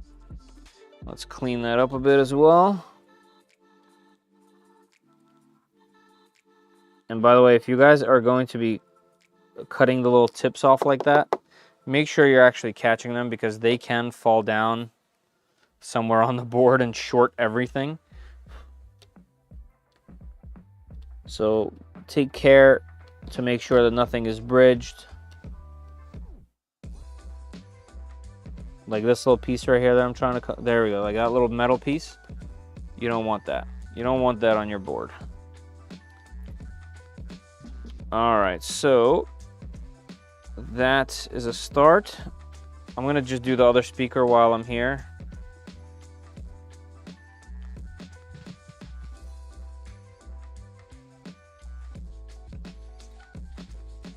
All right, we got the red is gonna go to SPL R0. Let's get a little bit of solder on here, just a touch.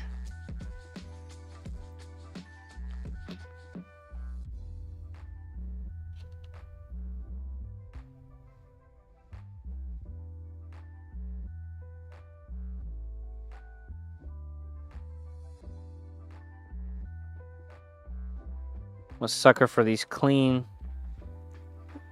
to make sure they're super clean, and when they're not, I get all antsy.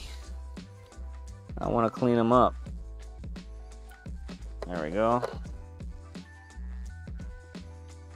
All right, so this one, we're gonna take the ground from here, and we'll use the same ground. And if there's a problem, I'll alter it. But as far as I remember, I think that should work just fine.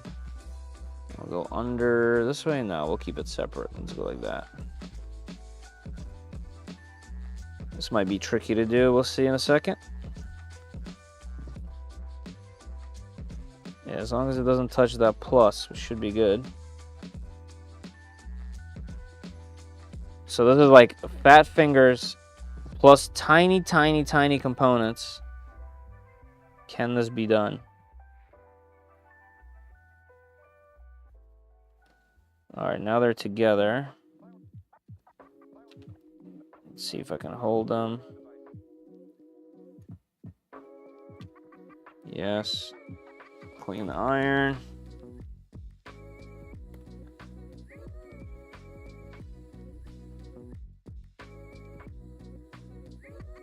Dang it. Come back here, wire. All right, I'm just gonna go with my finger. Since my dexterity apparently with the tiny little tweezers is not up to par. There we go. I wonder if I can use the butt. Oh yeah, this will work.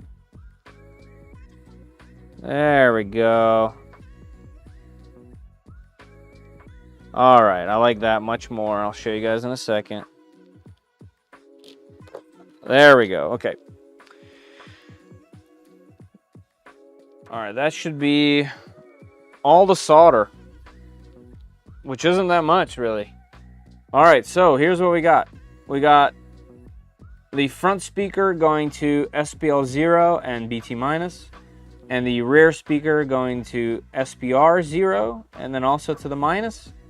And then we have our little resistor right over there, covering LED A2 and LED C2. And that should be bridging those two together. So as far as I understand, that should be good. Now, let me put some of this stuff away so that I can get our alcohol, isopropyl alcohol. And I have some of these little guys, some Q-tips. Let's saturate that real good. Make sure our contacts are the best they can be.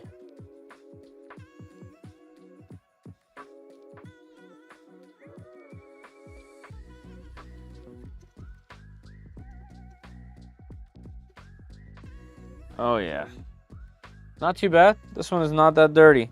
While we are here though, what you do want to do is just get a little bit into the power connector. And yeah, give it obviously ample time to dry. The power connector is notorious on these things for failures. And then the volume rocker as well. Just a tiny, tiny amount of alcohol. And just give it a little wiggle. Booze. And can run it off battery packs I fly with. Yes, that's exactly. Wait, did I miss something up top? But that's what I do. Like the portability, yes, exactly. These are the packs that I run on my 5-inch quad. So I just use them when I'm not flying. I take them literally out of my bag. Cool, the chat has limited message length. Look to the right of your text box to see how many characters you have left. +1 on the TS100. Didn't think it got much cheaper than the Pine Sol. They're like $30. Yeah, I think, so when I was buying this was years ago now. It was when the Pine Sol was like peak. It was like 60 plus. It was like, I think it was like $60 or $70 at the time. Use 0.3 diameter solder and you'll be less likely to make those little mini blobs. Yeah, smaller solder would be nice. Yeah, that's just the biggest, I mean the smallest I have. Oh, that kind. Well, we have both. So that's the correct use of Q-tips. Yep. Chicka boom boom. Will there be enough room? I don't know. We'll find out. All right, and then the other side of these we will use on our little pads over here because they are filthy. So let's just wipe them off. This side obviously doesn't matter as much, but they are dirty from whoever had this thing for years. And then we'll flip them over. Do the other side as well.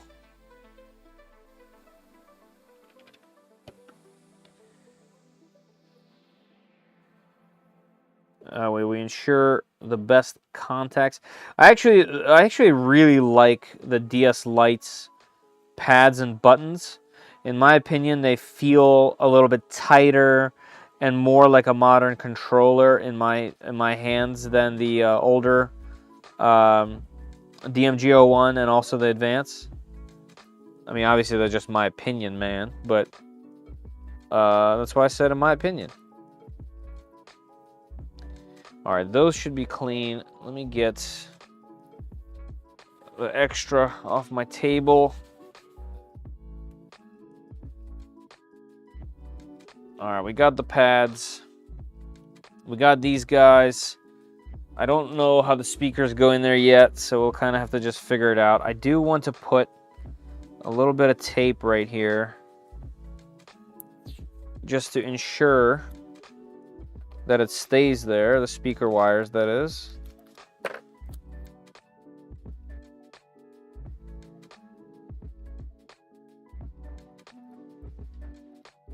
Let's do that. Like that. Okay. One thing we can do, and I actually don't know if it'll boot at all, but we can put the battery here and see if it'll make any noises. Where to put the battery? Up here? I'm not sure if it'll work.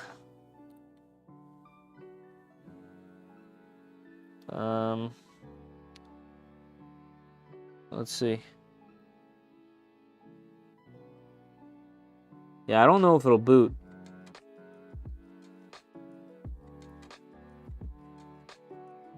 Yeah, I don't know if it'll boot. There's no lights or anything. Alright, so we'll have to wait for that. But it would be nice. Actually, there is an LED up here. It would be nice to know, but I guess it might need some pins here and there for that to work.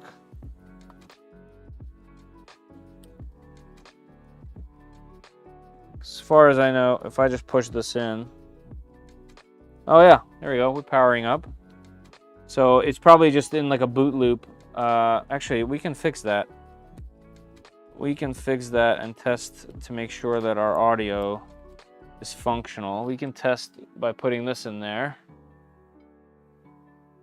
The Wi-Fi module on this side. Should just be able to press that in and glue back down. Technically speaking, it should boot with just these items. So let's check. I'll put the battery pack against the leads.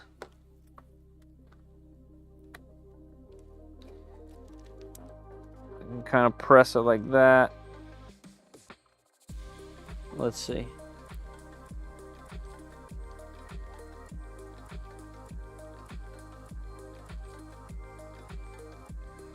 I hear a little click. I hear a clicking of the speaker. Huh. Let's try a cartridge. I don't know if it won't boot up without a screen. Like, there's all kinds of things in place for these. that will stop it from booting. So this might not even be a worthwhile test, but it would be nice to know if I'm wasting my time or not, you know?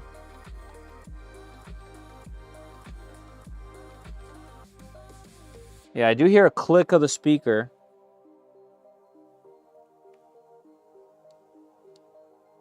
And then it kind of goes off. I wonder if I'm missing a step somewhere. Or it just needs a screen installed. Where is my screen here? Let's go ahead and throw the screen on there.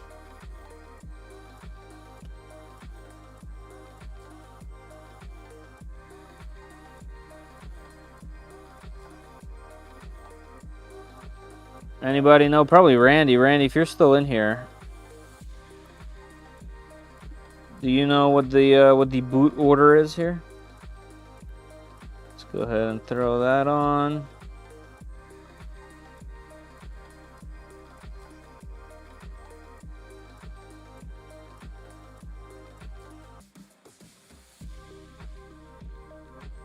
Battery pack.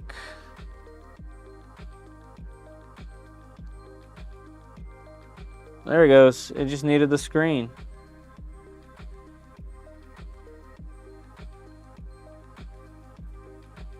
And audio goes this way. Yep, there it goes. And we have audio. And it's reading the card. I can't press anything. I guess I can kind of cheat here.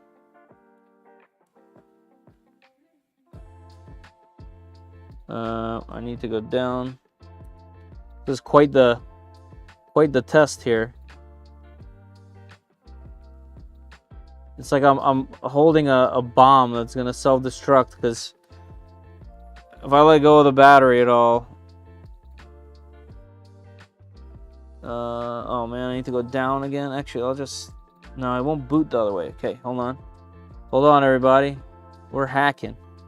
We're straight up hacking over here. There we go. Let's see.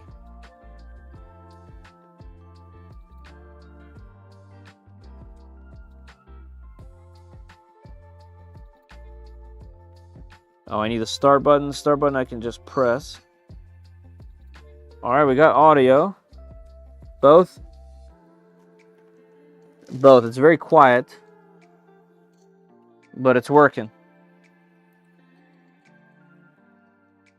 Yep, both speakers are working. All right, cool. I released the battery now. Awesome.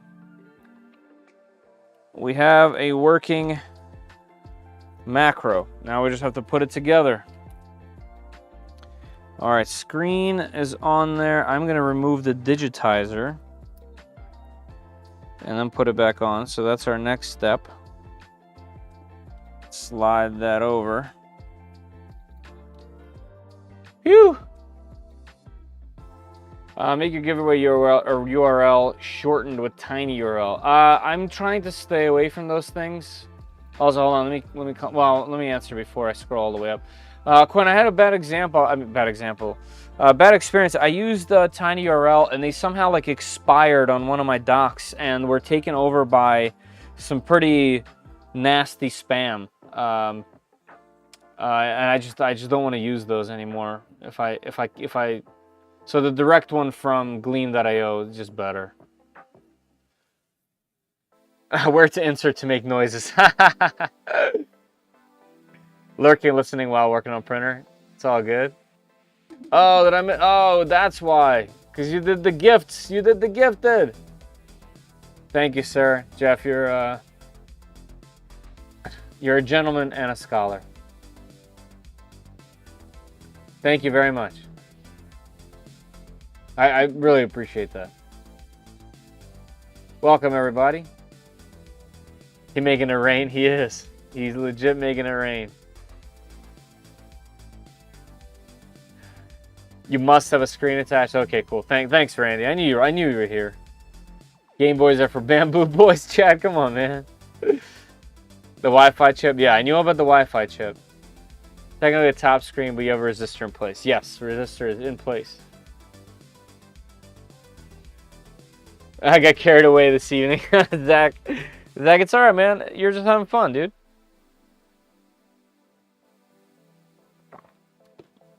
And it's A-okay. Looks like my buddy is sending me... My buddy over here is sending... Wow, look at this. Or by Ender, I mean Aquila.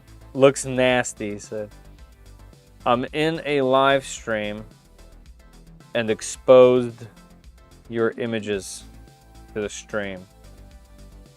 Mwahahaha.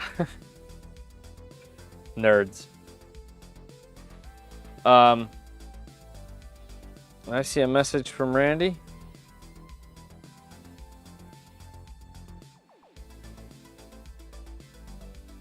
What is going on in my chat? Yes, yes, sir. Yep, it is the slab, Randy.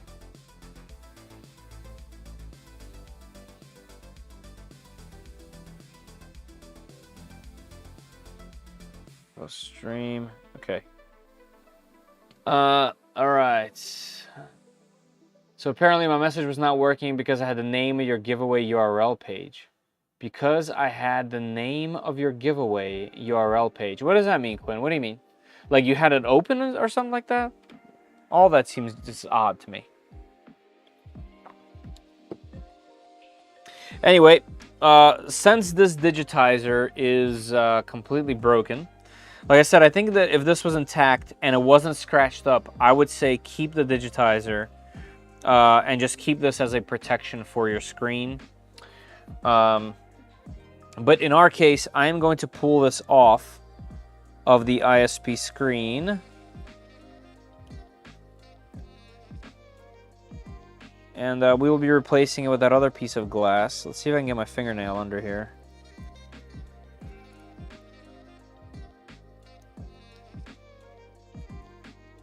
I guess I won't be able to. Let's try one of these. So from what I understand, Randy, if you're in here, I'd love some assistance here. From what I understand, I'm taking apart not only the protector that's on here, this white edge that's kind of like dependent on your Game Boy, like not just this. I'm taking off, yeah, that says I'm taking off the glass part off of the black part. That's the actual ISP screen. So I kind of got to get under here and kind of just pull this off of its adhesive. Yeah, that looks right. And yes, we're probably going to get some dust on there. That's okay. We'll clean it before we put the glass on.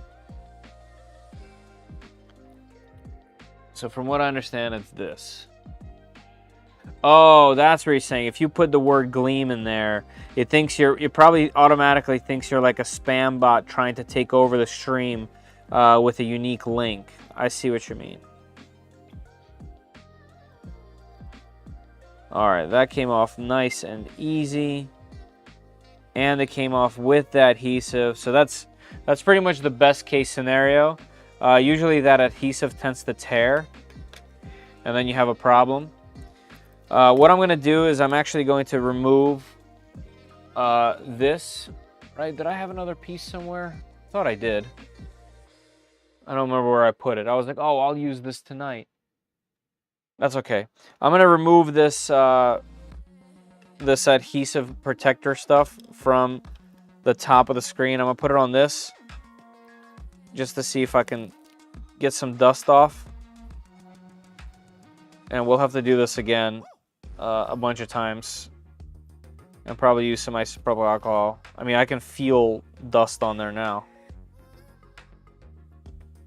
All right, let's attach the screen back into here.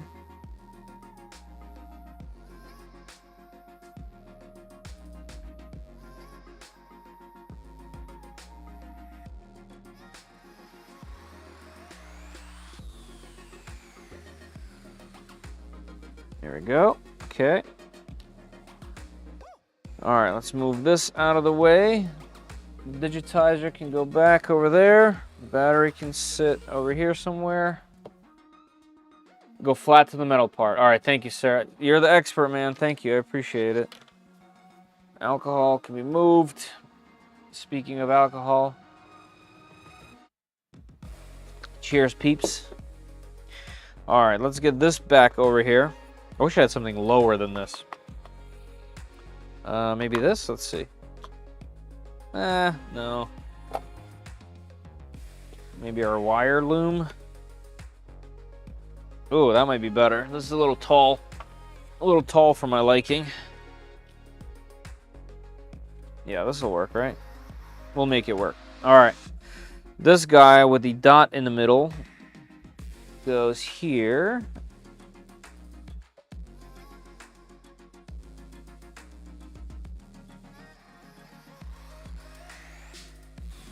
This guy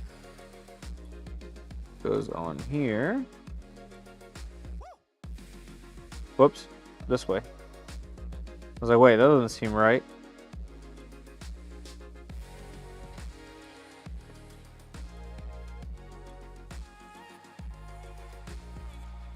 All right, this one is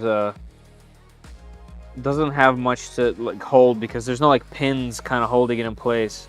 This guy has the centerpiece. This does have a block. Yeah, I guess it doesn't move, but it does flex a whole lot. And this guy does it go this way? Okay, this one I don't remember. Does it go like this? I probably should have paid attention to this one. Actually, I don't think it needs this membrane, to be honest. I think those just press the buttons that are currently there. Let me see if he goes over that assembly.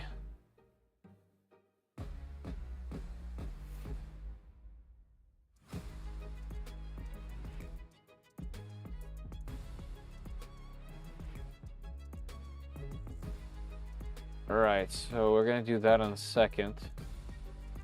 He already has that aside. Okay, front shell. Okay, here we go. Yeah. That's just the printed part. Okay. Alright, cool. Alright, and then, so we can set this aside now. Because what we're going to need is to prep the bottom case. There's a couple things we need to do here. Oh wait, we can actually attach a screen first, right? Okay, yeah, these are important things. These are important things to remember. That's why you guys let me make the mistakes. And you guys hang out. Alright, let's see the direction. It's gonna go this way, like that. So, this front speaker has to go this way. Alright, let's take off the protector for now. We'll put it back. I'll definitely have to clean it again. That's okay.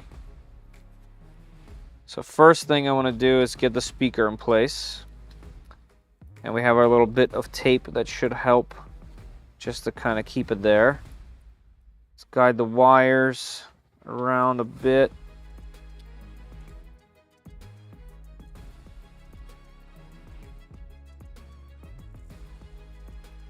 Alright, hold on. What am I messing up here? They actually need to go down. Okay, that's fun. Unexpected plot twist. This goes this way.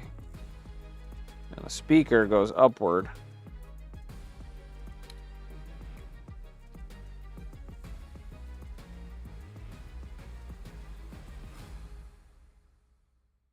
Alright, let's plop that one on top. This little guy has to go down there. Why do I always think that it has to go up? See, this is why, like I just said, you guys need to let me handle all these issues. While you guys just hang out and watch for entertainment reasons. Alright, so, a little bit of a plot twist.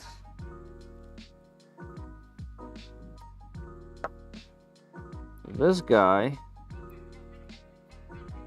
has to go down, not up.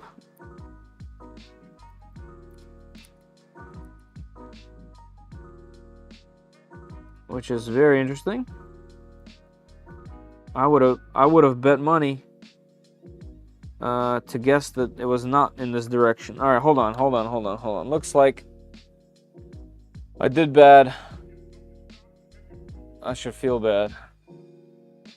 Oh yeah, the speaker wire does go down. I don't know why. I always thought that goes up.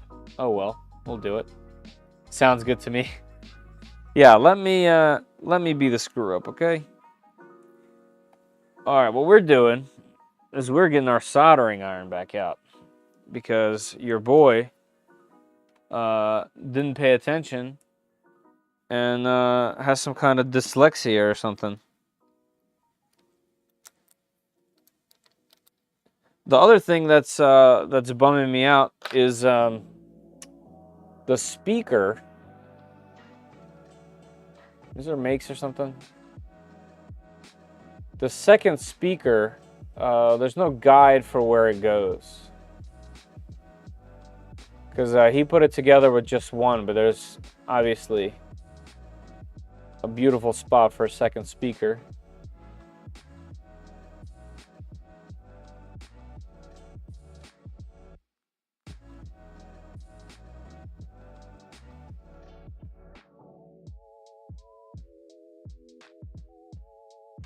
Let's have him play this real quick. Oh yeah, look at that. His speaker is down there. Why did I think that it goes this way? It's so weird. It's all right. It's all right. I will take care of it. Can you guys still see?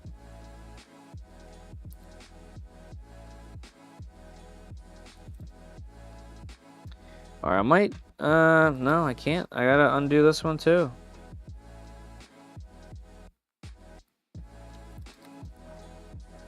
Kind of worries me about this one, because now I don't know which direction this is gonna go in or not. I should leave it off so I can check. So this will go like this somewhere here, which means this has to go upward. I have a feeling I'm gonna have to redo this. I'm just gonna undo it. Clean the soldering tip.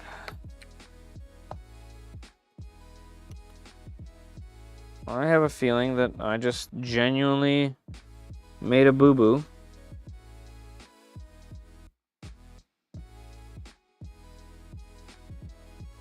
And that's okay.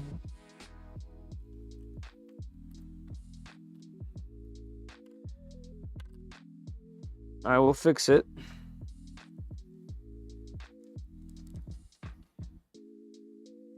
And you guys get to see it all.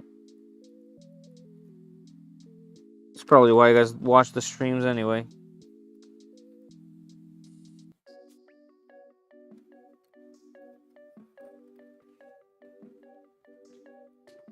Oh, these two should be together.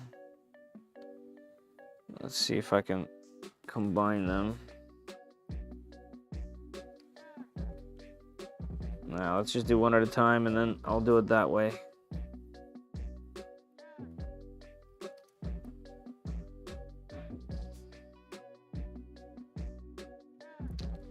There's one.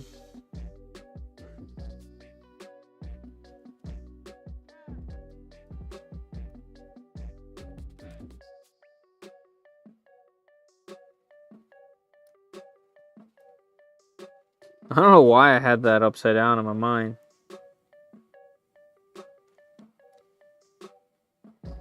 It is what it is.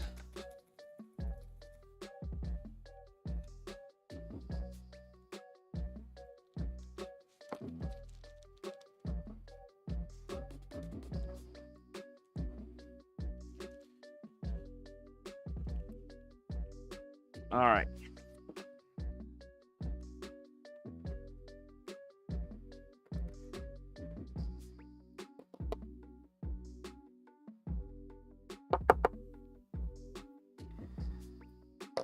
Let's get the extra off.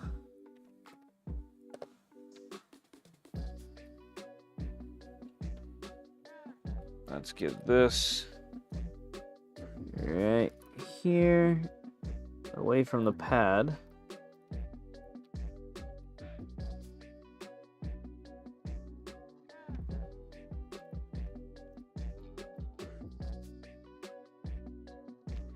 All right, round 2. Reset that down direction. Yep.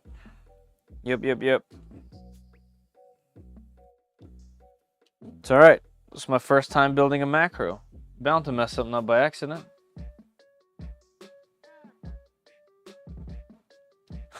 Such a cam girl. Come on, Lex. My buddy called me a cam girl. Whatever.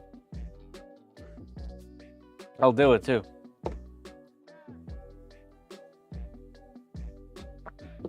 All right, everybody, for those joining in, what time we got? 11 o'clock. We have about an hour left. Hopefully we'll be playing well before then, but there is a pinned comment at the top of the chat that'll take you to a gleam.io link. That will give you a chance to win a spool of PLA Plus from 3D Max, as long as you're available in the chat during the time, you're in the US, and you fill out the form. Also, check out shop at 3dprintsos.com for some really cool merch, like this desk mat that I'm using now with a bunch of different hot ends on it. This coffee mug that I'm sipping out of with all the bunch of different hot ends on it as well. Great mug. There we go. It's good work if you can find it. All right, round 2. Let's try. Round 3. I don't know what round we're on. We're on some round. All right, so this...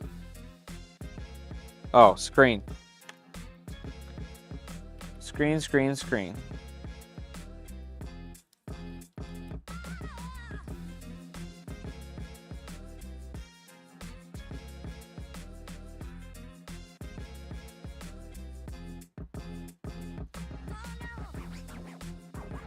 All right, let's lean that up. Pop the ribbon cable in there.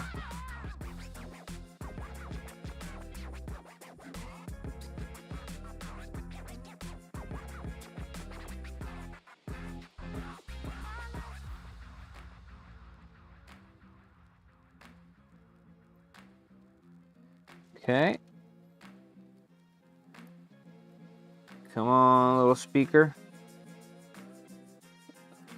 Being magnetized to something.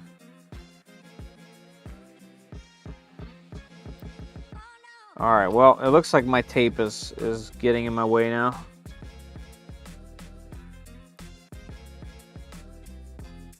I had the right idea, but the execution is poor.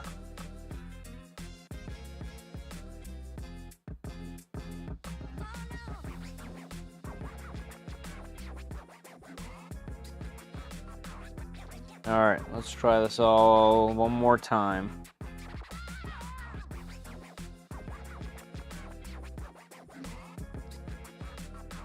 Maybe this thing isn't any better. And we can't go flat. All right.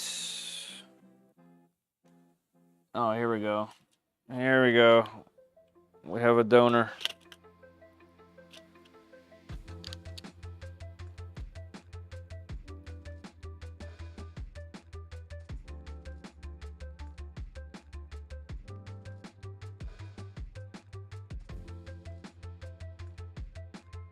All right, let's try again. Speaker in place, a little bit of tape.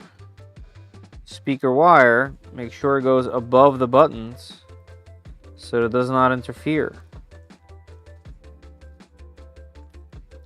Then put the board in place so that the screen falls into place, which is right there.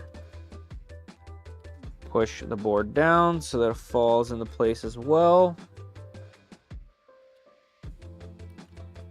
And sits on the correct pegs.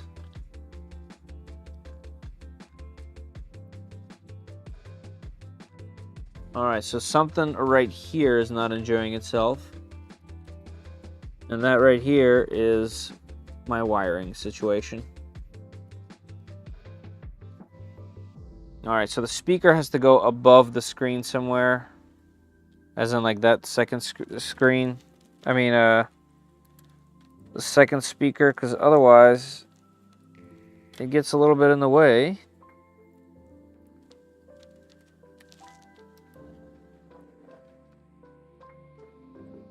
Let's see.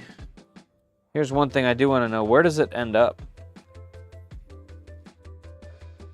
I guess this kind of explains that, or shows rather, that the instructions weren't necessarily the best things in the world, huh? Alright, which way should I wrap the speakers around? I'm thinking over here. But then again, maybe this way would work well, like that.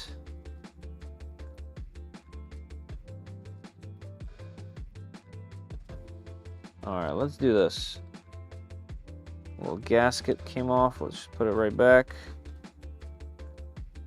Alright, you stay there, speaker. This one needs the wires better routed.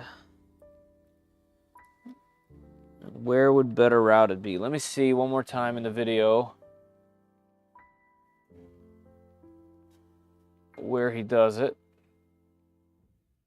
Alright, here we go. So speaker, this. Let's pause it right. Hey, pause. No, pause. Why can't I pause?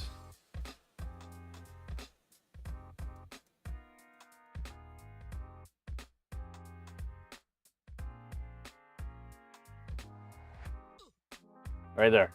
Can I see it? Alright, so he just has it. He just has it so it's tucked away. Not over the screen. Okay, I see. Alright, we can do this. We can do that. No biggie.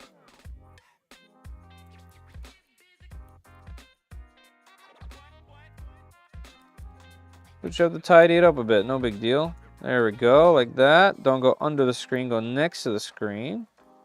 Alright, we should have plenty of room now. It's alright, this is one of those things where you do it once and then you're like, oh yeah, that was easy. There we go. Now the wires aren't in the way. Let's see if I can get it put on there.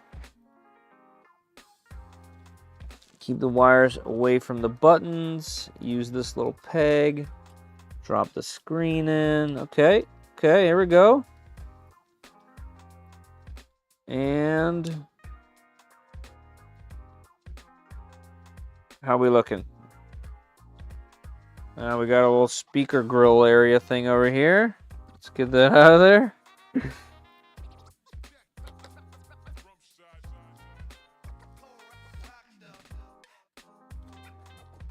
Here we go. Let's see. Buttons, yes. Buttons, yes. Alright, that's where we want it. That's all good. Alright, we got it. These little isolators. You know what? Man, I want to do it right. I want to get that out. I want to get that in there. As much as I don't want to lift this, we're coming up one more time. Let's see if I can get this guy.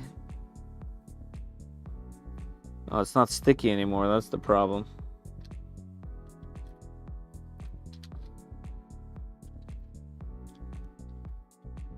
All right, here we go. Here we go. Get back in there, speaker. Get back in there, wires and buttons. Okay, are we back? Let me take a little peek in there again. All right, that's looking good. Nothing's in the way. All right, that feels good. That feels like it's in a spot of some sort. All right, now let's see if we can get the board screwed down. So as far as I remember, they were these little white guys.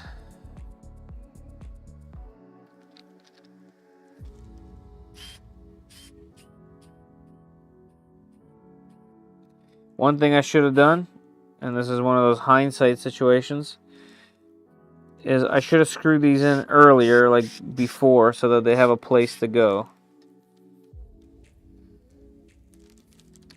But that's one.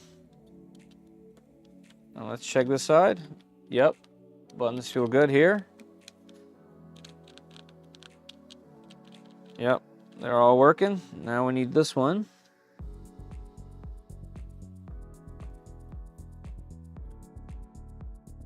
Custom Wi-Fi next.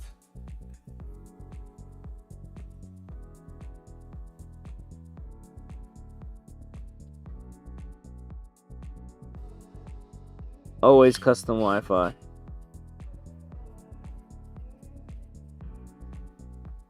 Alright, don't want to overdo any screws on this because it is 3D printed ABS.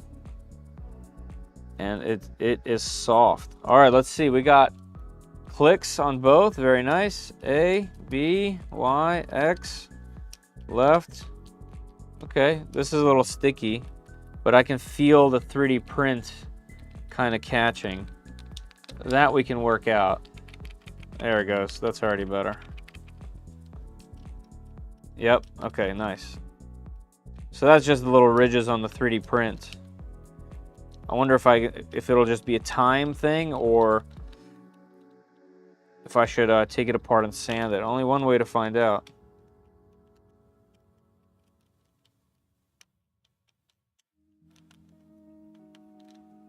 It's not bad. The buttons feel good. I like the buttons. The clicks feel good. All right. That is nice. Let's see what the rest entails for us. Okay, let's move that guy aside. Now we have to prep this side. To prep this side, we're gonna need to put, I'm gonna put this in there now, so it doesn't fly out later. There's only one way it goes, so that's good. We need the cartridge retainer.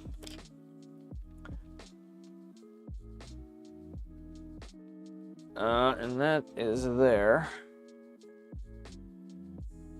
He does it towards himself, so I'll do it that way. This little guy goes... faces up, surprisingly. Does it face up? Or does it drop down? No, it does not drop down. Alright, so it faces up like that. So let's find that hardware. That was this.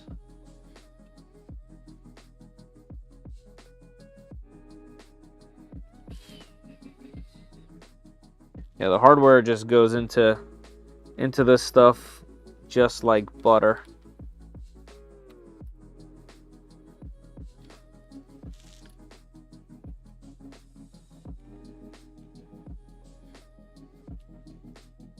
By the way, I can tell that all the screws are just slightly off, which just means that, you know, it's ABS. It shrunk just a tiny bit like ABS does.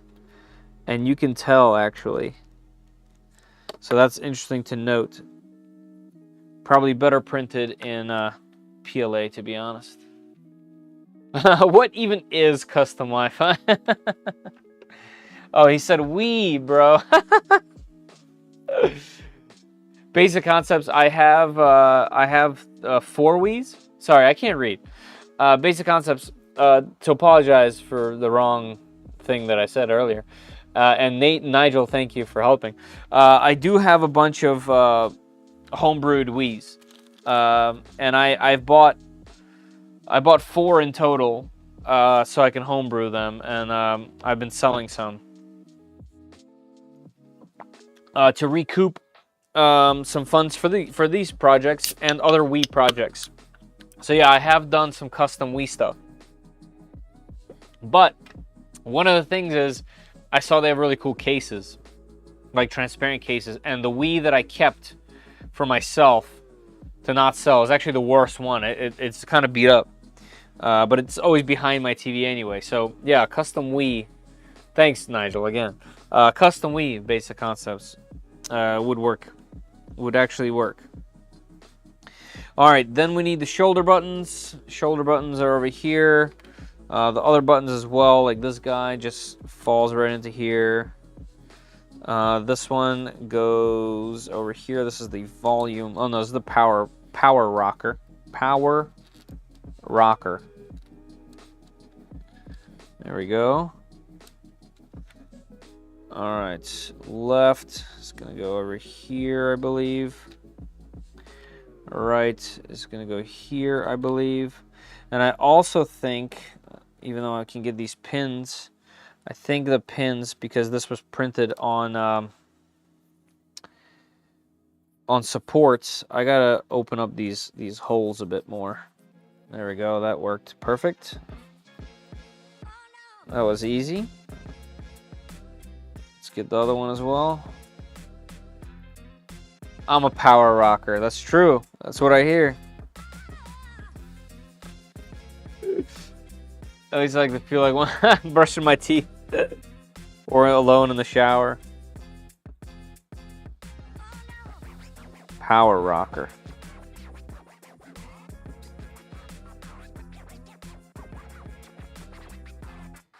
No, it's this way.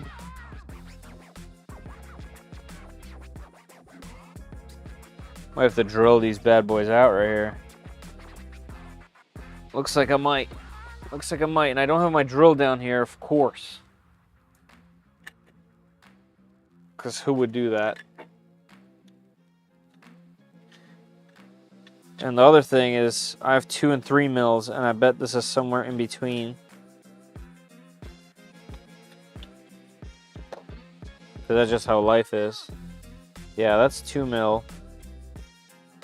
Opening it up more is just going to be too much. But let's see.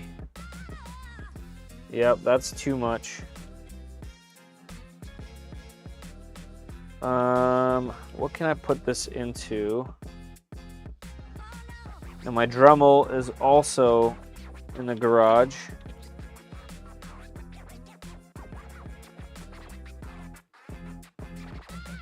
What else can I do? I can hold it with pliers, heat it up. I can do that. This pin fit in there? Yeah, it fits in there, so it just needs to be... This bad boy just needs to be drilled out. Let's see if it'll go in at all. No. Alright, I think we're going to do the hot trick for the moment.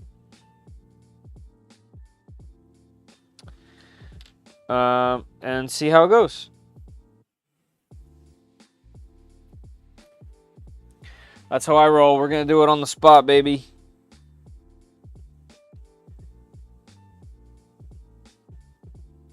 The hot.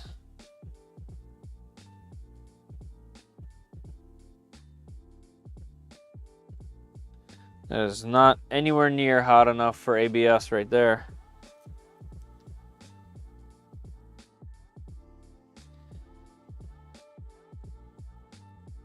All right.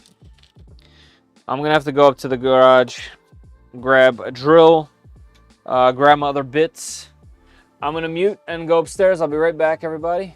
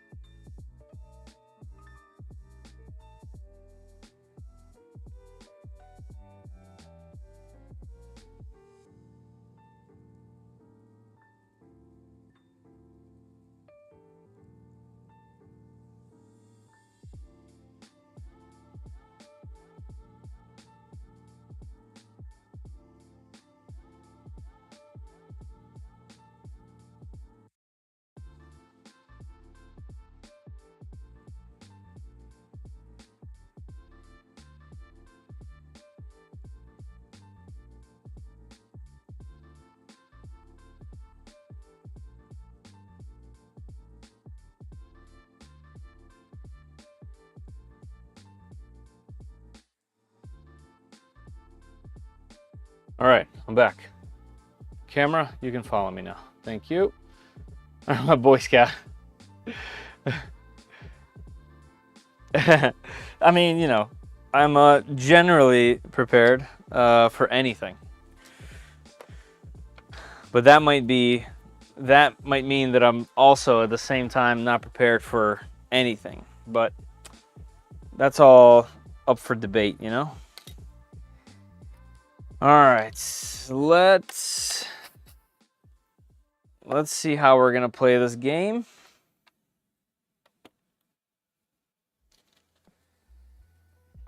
Actually, I'll need that little bag for all the stock bits. All right, let's see if I have something that's of the same size as this pin. That's what I want to know. Boom. There it is. I need this drill bit. Looks like this drill bit has already broken once.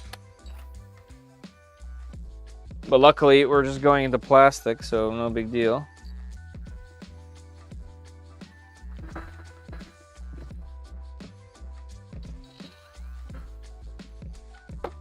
And also lucky that it's ABS, and you can do this type of stuff to it pretty easily, because it won't just snap on you.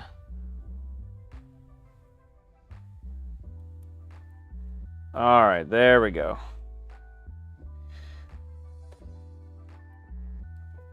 It'll go in. Let's do a little bit more.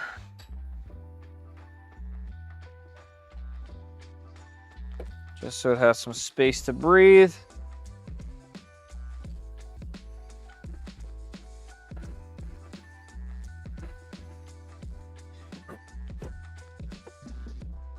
There we go. Does it go into this one too? Let's see. Oh yeah, okay. There we go. There we go. That's perfect. Perfect, perfect, perfect. All right. Now, pin go here. Nope. Pin go here. Yes. Okay. Pin go in here. Yes.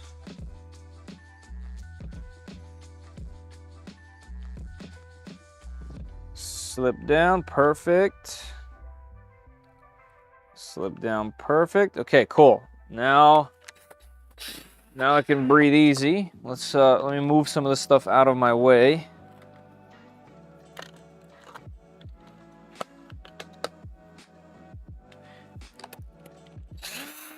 That's why we do this live, baby.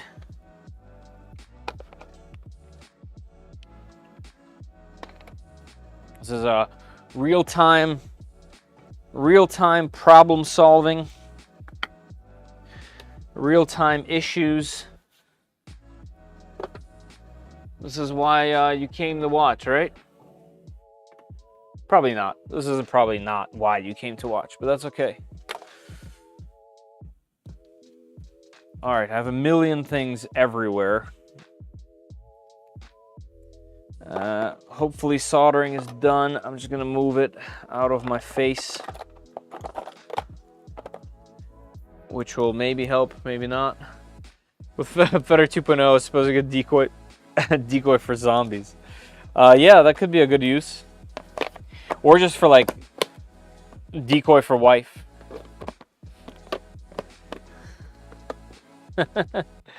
I agree. You're truly prepared for anything, like the apocalypse.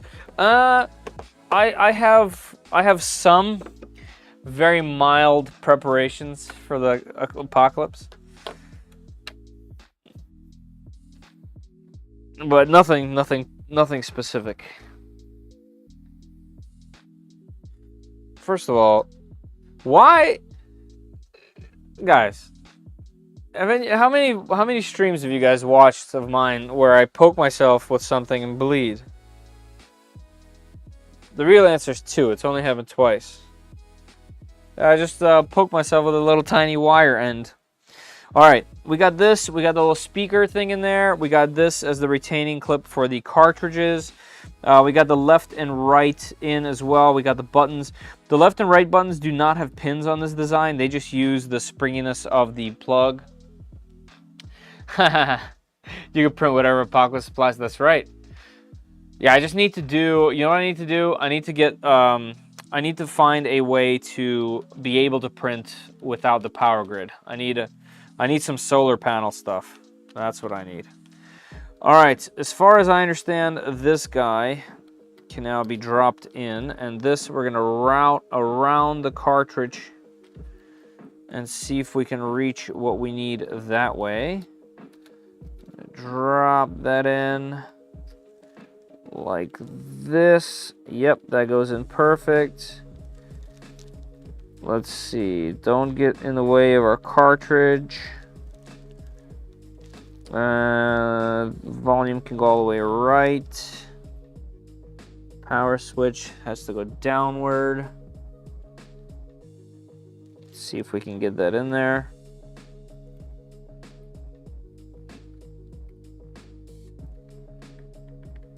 All right, what are we battling here? I am battling the speaker wire. Okay. All right, speaker. What are you trying to do to me here?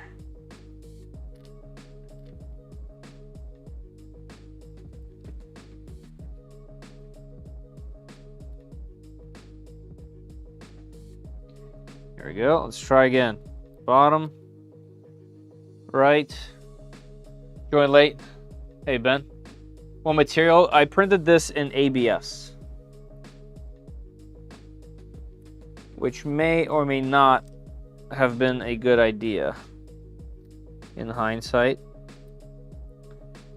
I need a small piece of tape. And the reason why I say it may not have been a good idea, so I wanted to keep the transparent black look to match my other consoles, because they're all black transparent at the moment. And the reason why I say it's not, because I can tell based on some of the buttons that it did shrink a tiny, not buttons, sorry, some of the holes, that it did shrink to some degree, which is what happens. So I can't be surprised. All right, that should help. That should help keep the wire there. Now it's just a matter of dropping it in place. So I need to kind of place it down with my finger in its crevasse. There it goes. That's the correct spot. And we'll put in the right side first. Okay, that part's in. Let's get the pin on. That part's in. Okay, so now it is just the right and left buttons. They need to kind of just be aligned. Let's see if I can rotate this way. Okay, one.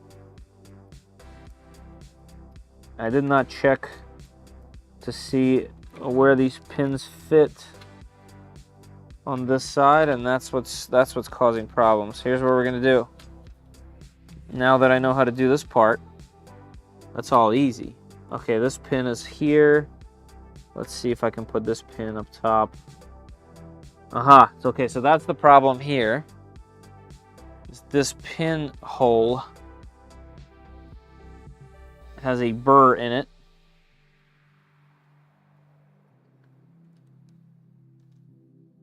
All right, I need that, yeah, let's not be lazy. Let's do it right.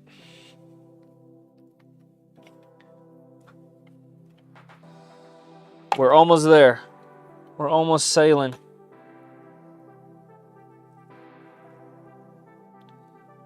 It's just this hole needs a little bit of persuasion. There we go. Let's see if I can put that pin in there now. There it goes. Pin is in.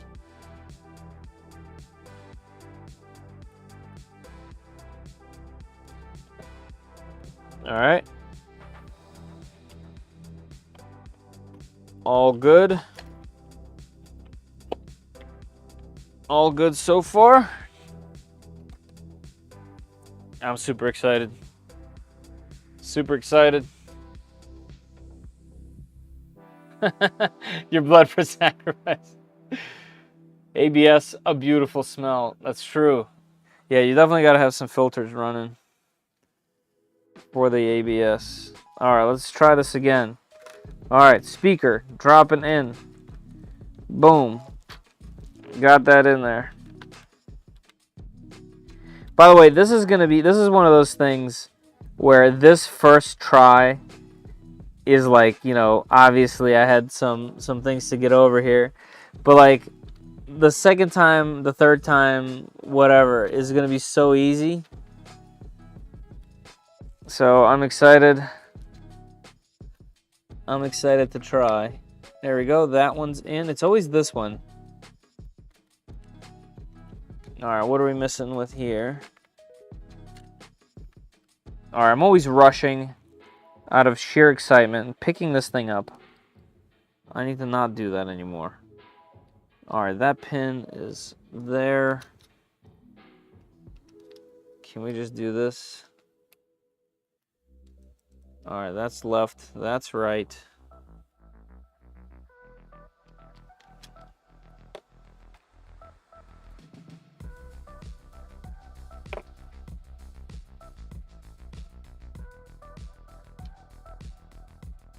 Speaker. This goes down. This goes left.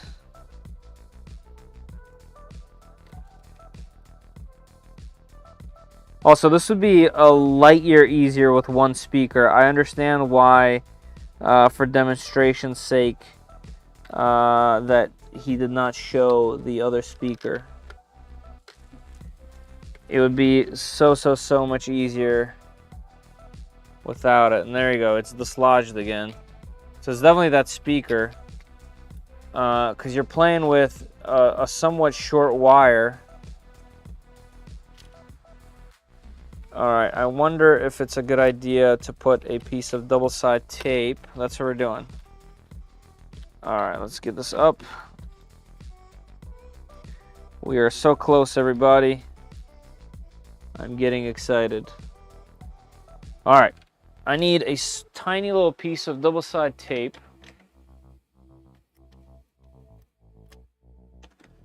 For the speaker to hold on to.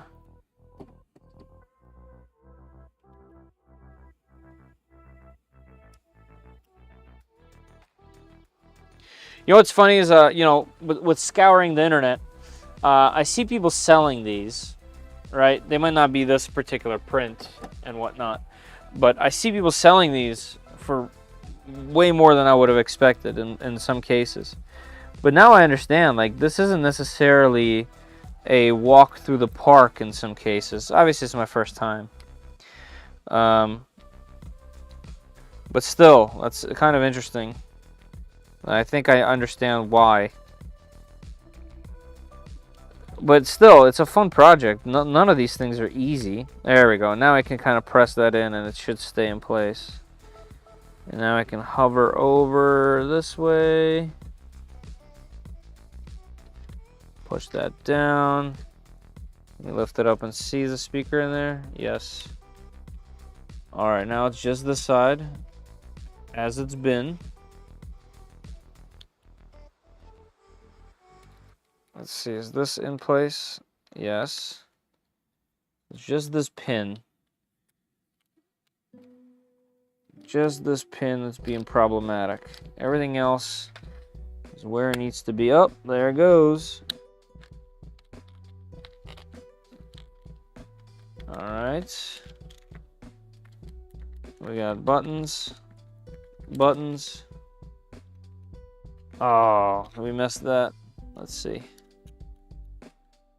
Yep, that needed to go here. There we go. That's correct. This side. Good. What are we missing? That's okay. Alright, so this did not work out. What are we missing here?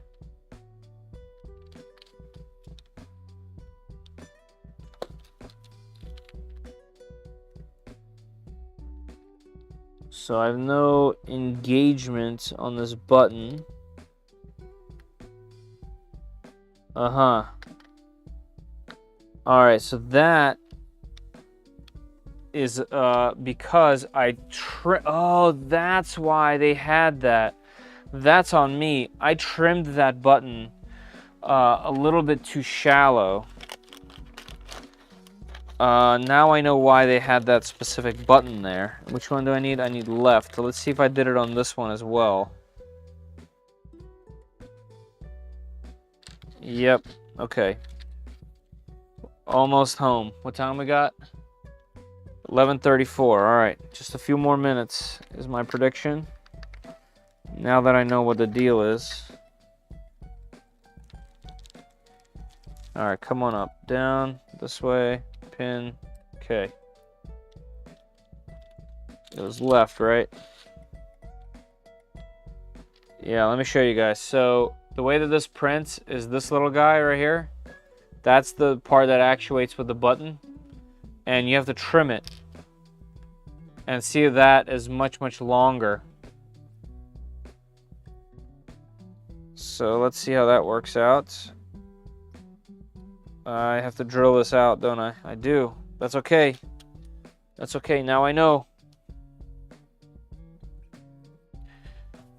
The knowledge is worth it.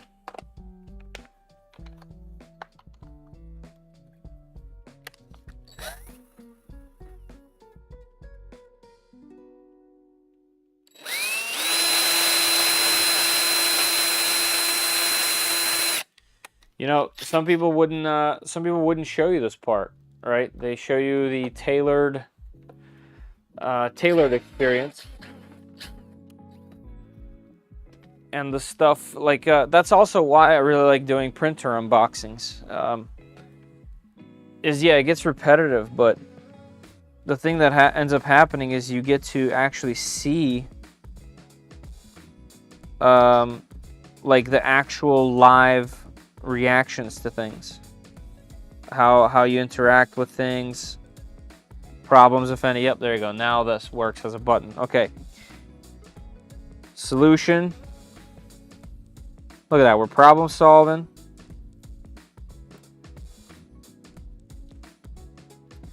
Drop the speaker in, push it down on our double-side tape so it stays in place. Wiggle this guy down to the power button. Pin in. This needs to go to the volume. Let's make sure that the rocker is in the right spot. It is. All right, and then this pin. There we go. That's this stuff. Check the buttons. Okay. Check this. Yep. Check this. Yep. These. All right. Now we got something going on the right side. I bet it's the same problem. Because yeah. Okay. I know what I did. I know what I did. Coming out of their pin.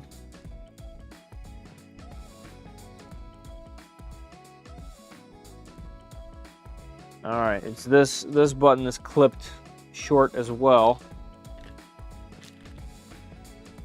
Kind of funny that just the sheer luck of me printing these things a second time.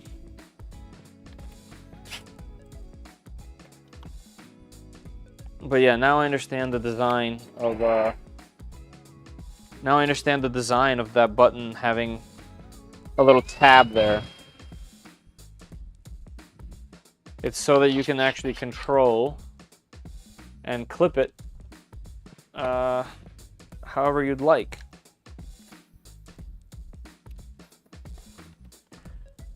All right.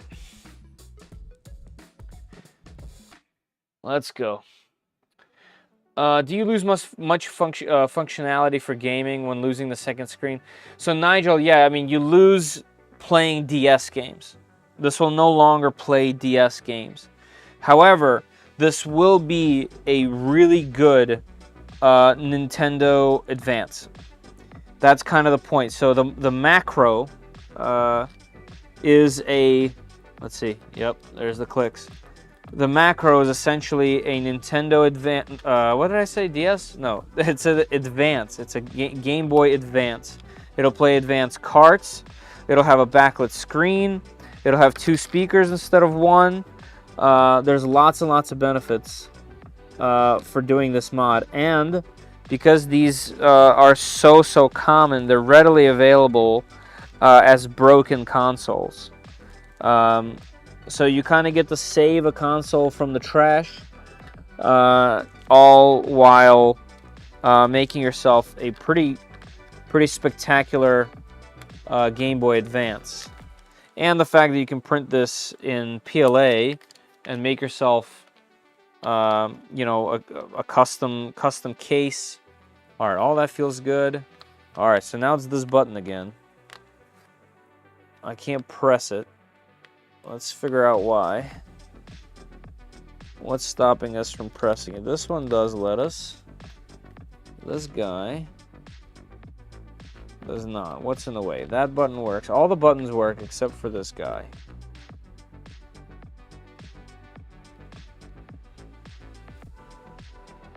Alright, so this one might be the opposite. This one might need to be clipped more. And that's what we're here to find out. Let's put this guy back. That's our backup print. We're so close. We're so close, everybody. Stick with me. In fact, check that link in the chat. You can win yourself a spool of 3D Max PLA Plus while you guys are hanging out with me.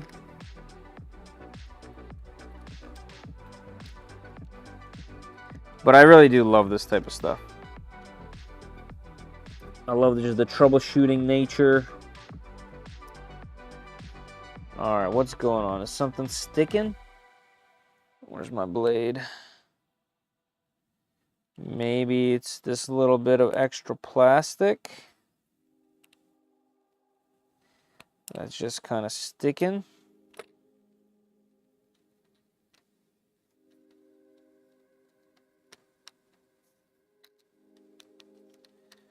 Alright, let's put that on here. So I'll push that down.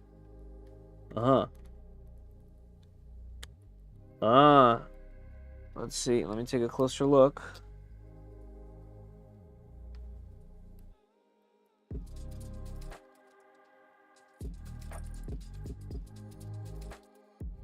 So this one is doing the opposite, I think. This one doesn't have enough clipped. Let me do this guy. I will clip a little bit more and check it here.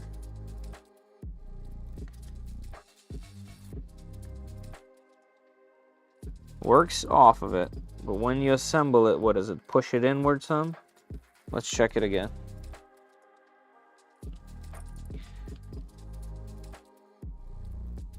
In hindsight, this speaker can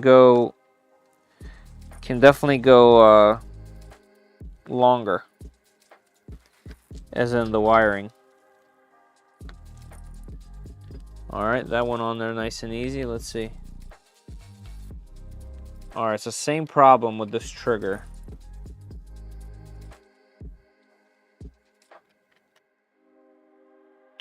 Wonder if it's just a matter of adjusting it. Nope. Okay, I'm gonna clip it a little more. Nothing to lose. I have 2 of them, and they're both doing the same thing.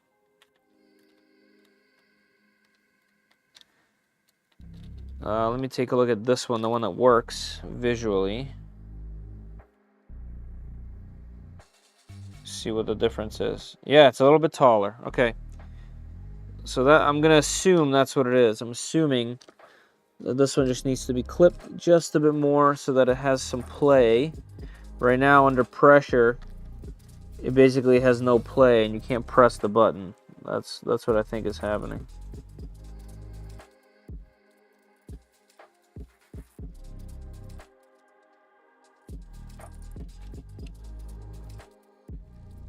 Trim it.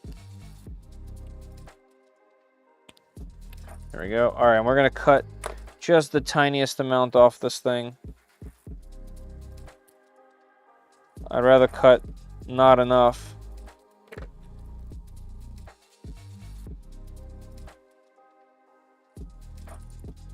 And then do it again than to do it too much and not be able to use it anymore. Yeah, that does a nice healthy click this way.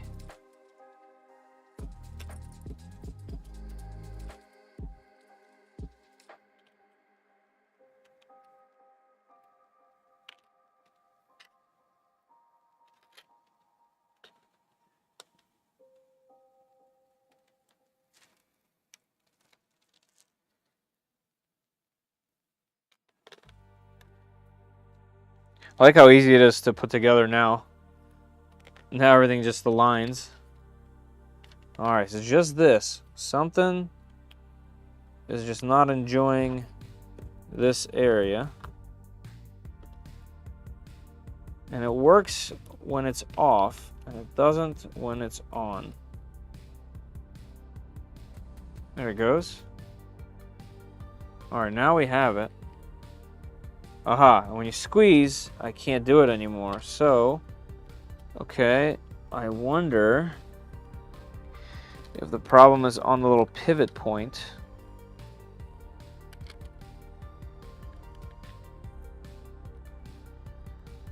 Print in ABS, they said. No, no one said that. I said that. Yeah, so the issue here is this part right here. Prints on a support. So yeah, it can get squeezed too much and have that problem because it might hang a little bit. Let's see if that theory is correct.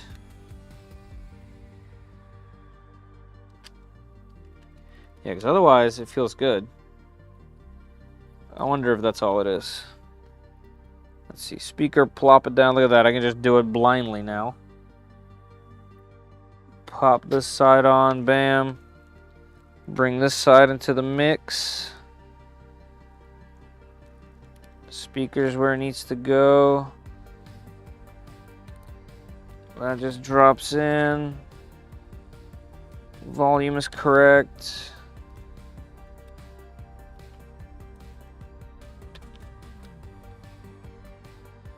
Okay.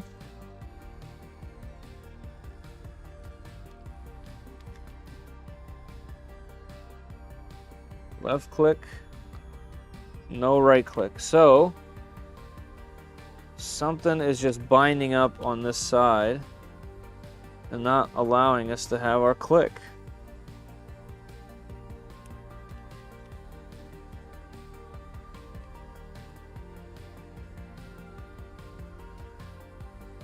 I don't know what it is, but I do want to make sure everything else works. I think it might be worth it to put some hardware in here just to test it. Oh, there it goes. Why is it working now? Okay, so when this is really loose, the button works. But as soon as I put any tension on it down this way, no, I mean, it's working now. Okay, there must be something with the rubber dome not going in the right place. Yeah, it's clicking now. Okay, whatever it is, it's working right this second.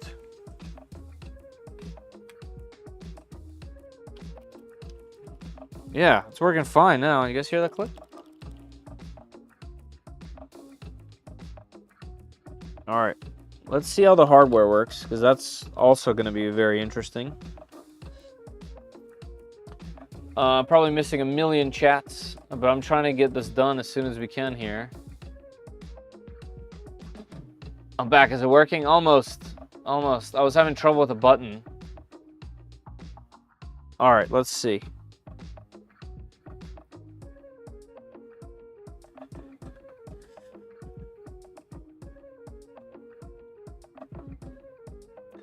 Let's do this middle one that's a try.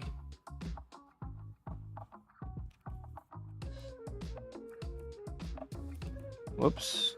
Of course it falls into the only opening. You serious? Wow. That's pure luck right there.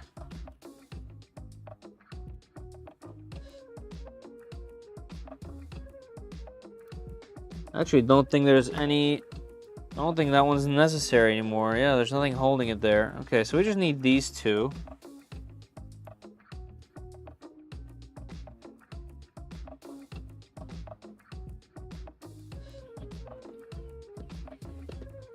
Okay, let's go really light on them right now.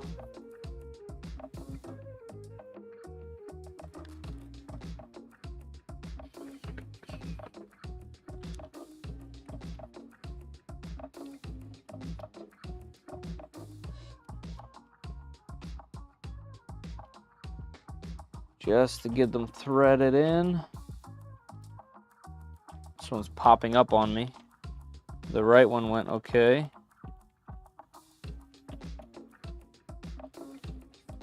Must be an alignment thing. Let's check it out.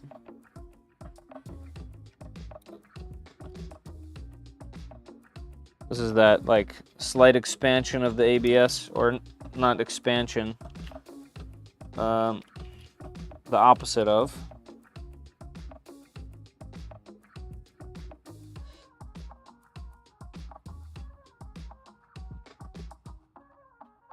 Okay.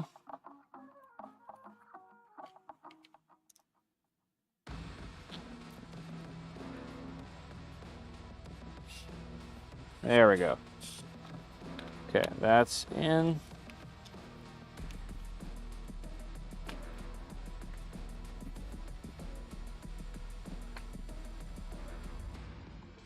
Okay, that's also in.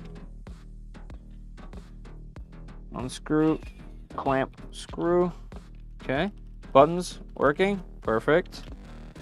All right, now we're going outer. I believe this one should still be a try. Or we go with these. Let's go with both of these. If it fits, it fits.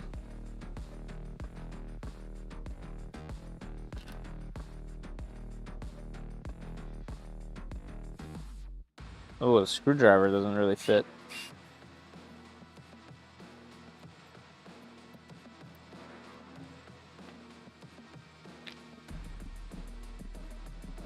Yeah, the screwdriver doesn't fit. I can't tell if I screw that in or not. All right, do we have a smaller screwdriver? Of course we do. We got a Hodo kit. Contraction, there you go, shrinkage. I hate it when the rubber dome doesn't go in the right place, right?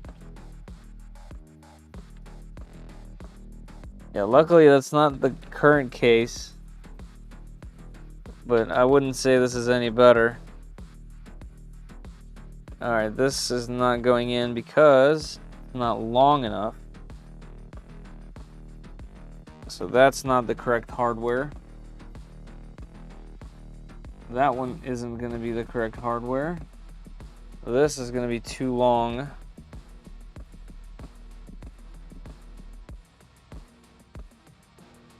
Let's see.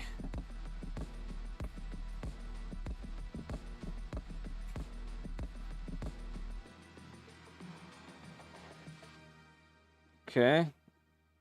Making progress? No. Alright, I need a longer piece of hardware for this one. Let's see if I can borrow the one that's in the motherboard. See if it'll actually work. Is this any longer? Let's see.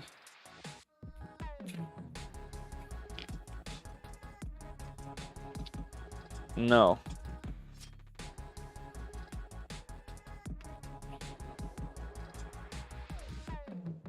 Alright, so I might be missing one, and I thought I was originally. Because remember that one post that was missing stuff? Something?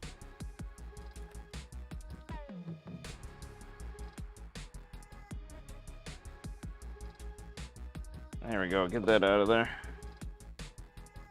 Alright, I'll have to find a piece of hardware for that one. Put this one back to holding the Mobo on.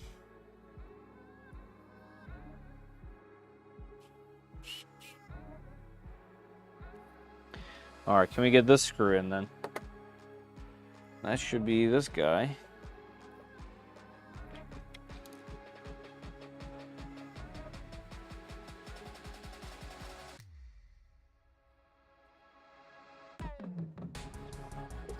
Alright, yep, that worked fine.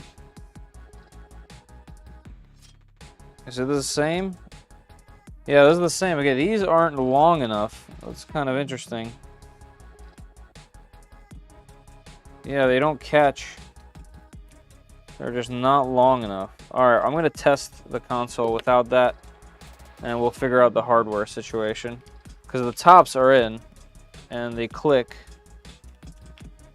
which is goals. I was kind of hoping to get it all done in the stream, but I guess not. It's destiny. It does look good though. Like that is a good looking device. Oh, you guys didn't remind me. You guys didn't remind me about the screen. Remember I told you I had to trim it. Might be able to do without it, but yeah. So this is gonna have to be a two-parter. Because that doesn't fit, and the screws that I have are not quite long enough for the bottom. They are good for here, but not for the bottom. The other thing that I can do is maybe go diagonal with it. Let's see if I can go diagonal with it, just so we can get it booted in 4 minutes. By the way, for those that are just joining, I'll be giving away a spool of filament by 3D Max in a few minutes here. So if you're interested, jump into the link that's pinned in the top of the chat. Yeah, this is the length of hardware that we need, and I only have 2 of them.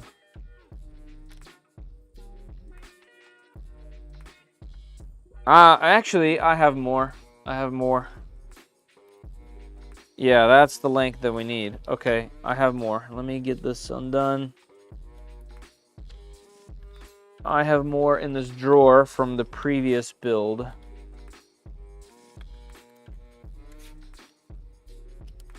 From the DMG, I believe they should be similar. Let's see.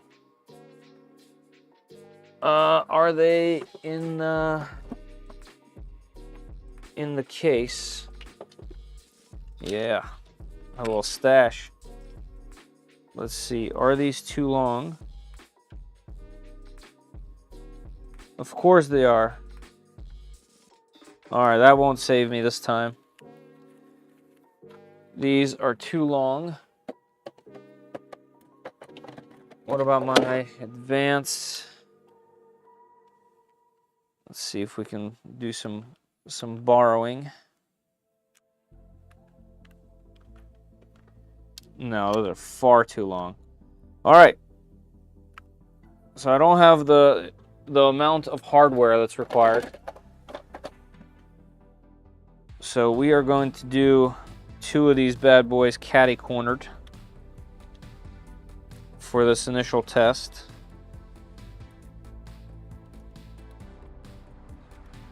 Yep, that is the correct way. Buttons working. Buttons working. Buttons working. I'll have to clean that screen.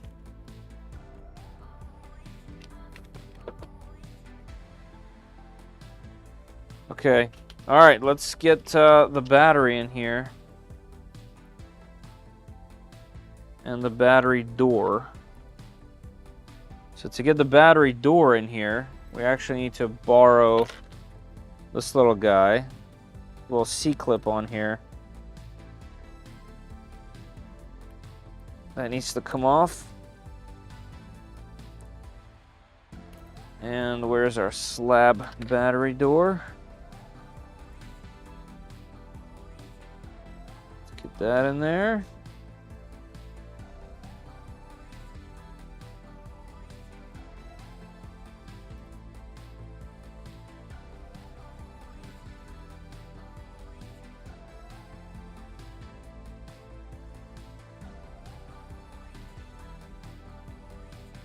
Okay.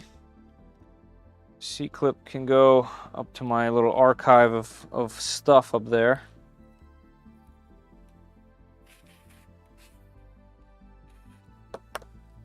All right, let's slip that in there. Wow, that looks good closed like that.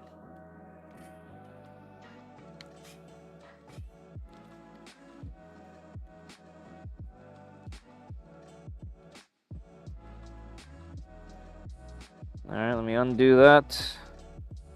What don't you like, battery door?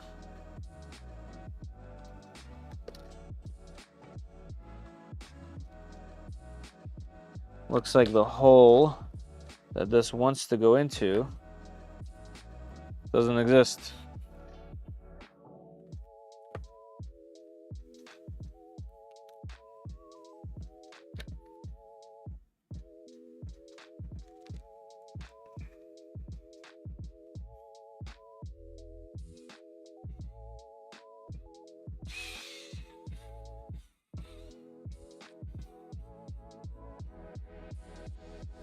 There we go. Let's undo that. Now it should actually go in there.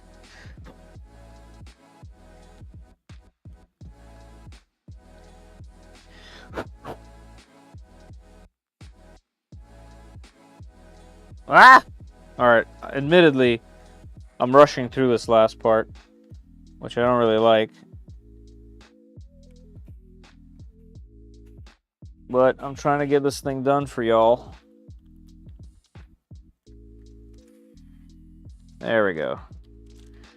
Okay. That's looking good back here. Buttons, yes. Buttons, yes. Buttons, we got volume, yes. Power, yes. Oh, we got the LED on. What didn't it like?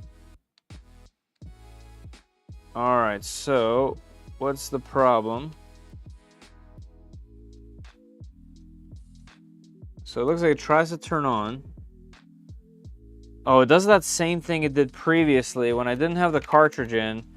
It doesn't boot. Yeah, so it instantly boots to the cartridge, or does it? Oh man, well that's a little bit of a fail, isn't it? I wonder what I didn't plug in or what I missed. Looks like the LED here is blinking.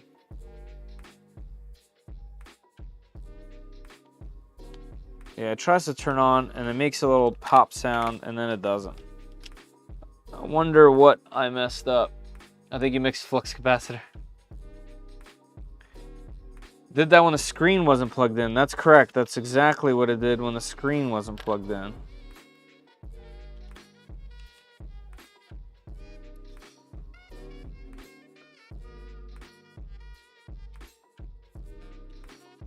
It's not the battery contacts. That looks like it makes perfect contact with the battery. Yeah, it does exactly the same thing where it can't boot up when the screen was unplugged. Well, ain't that fun? Well, now I think we're lucky that we only have two screws holding this thing on.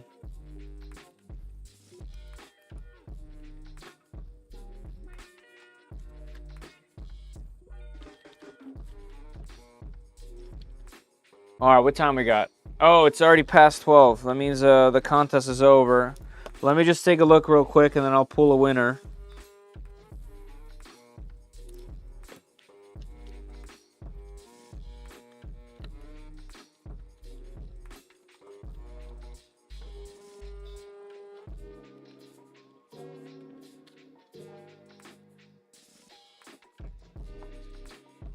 I wonder if it was the speaker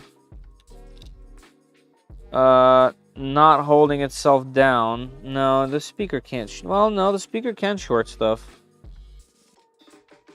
All right, let's do another test. The Wi-Fi is on. I mean, like on where it needs to go. I can't see if the screen is plugged in properly because, well, I'd have to undo this, which I obviously will have to. Let's try another test like this to see if it was the speaker not being in the right spot.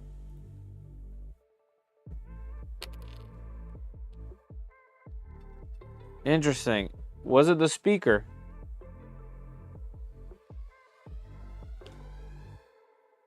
All right. I think I know what happened. I think this second speaker, because when I just opened it, it gets magnets stuck like that. I think the speaker was shorting something. I think what we need to do is add some tape on this side, and then we need more double-sided tape that holds the speaker down. Guys, like I said, if you missed it, I will be giving away that spool in a second. I'm just trying to have some kind of celebratory means.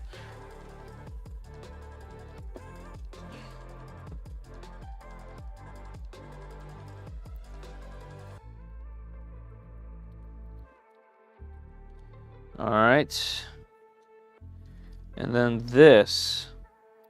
What can I do here that will hold the speaker down more than it already does?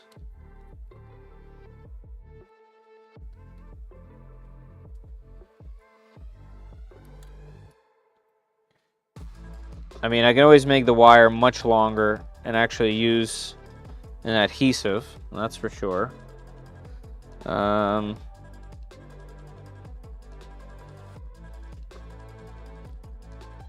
Yeah, I think that's what's happening. I think it magnetizes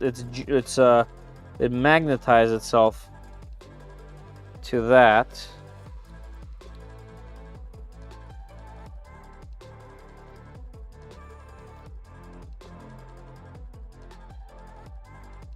Yeah, it's doing this.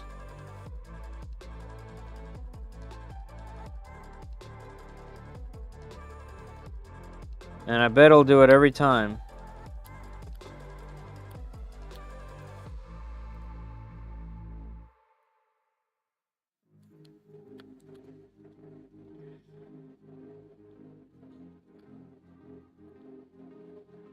Okay, I have another idea.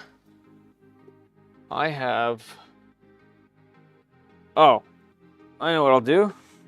There we go. Put this stuff on the back of it as well, just to make sure that it boots up. And then when I go to do all the hardware and cleanup and the screen and stuff, because I'll have to take it apart again anyway. There we go, let's do that. Now it can't, at least it can't short anything.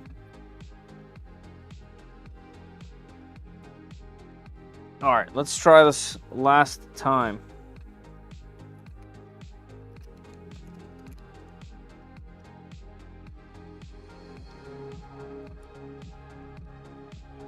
Yeah, I'm definitely gonna get real familiar with this whole thing.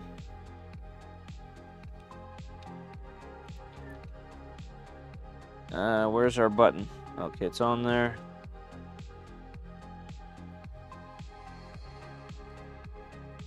So, speaker down. This guy slides in. All this clicks down.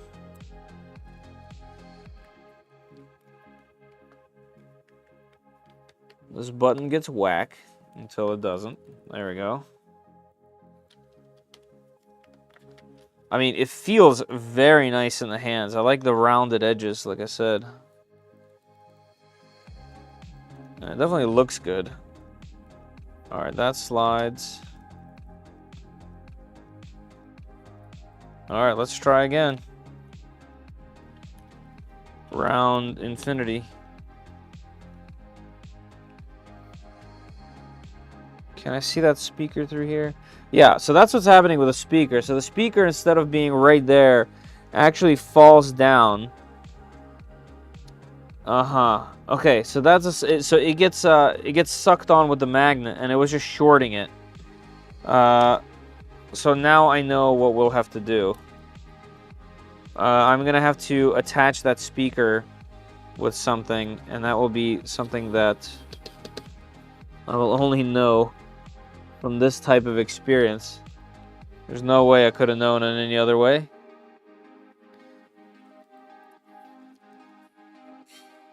Not too many people do these things. Our buttons are working. Let's add the battery. Add our slab cover.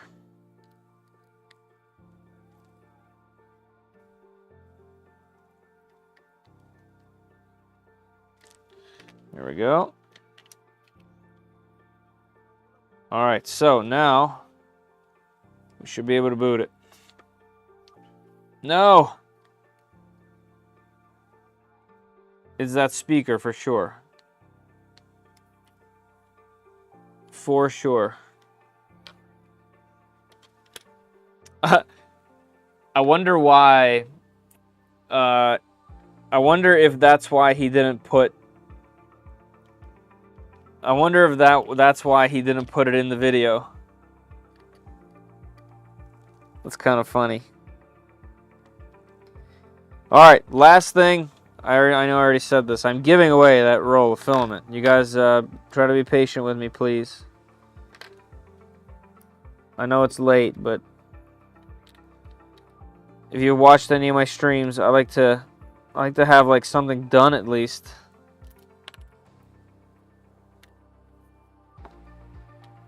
All right, at least I know how to take this thing apart lightning fast now.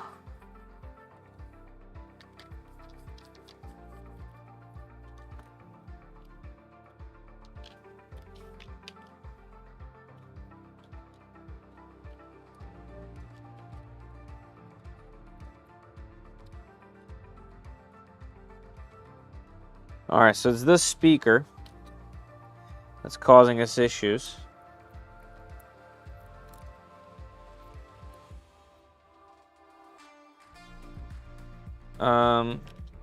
Right?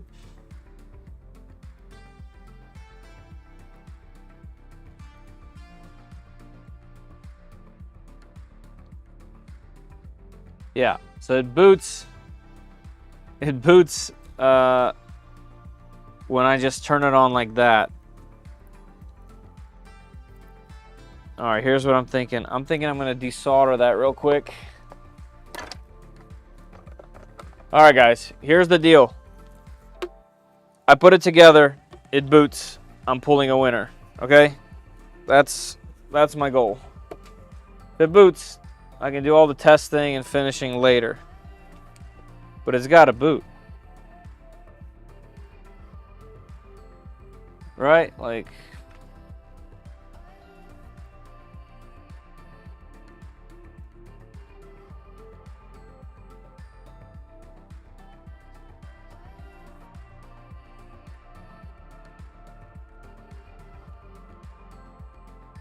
but now I have a pretty good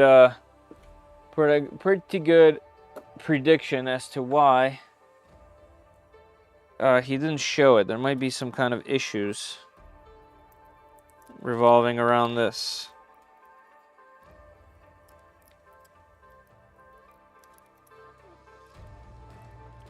Let's close this off. One side. Two side. Tuck this all in there, and I want to do an assembly so that we can get this done.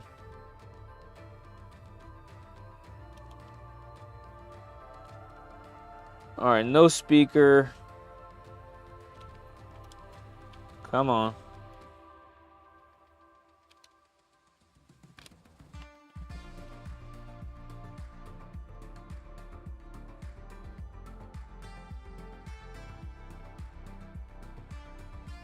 Okay, very easy to put on without the speaker. Buttons work. Flip. Where is this?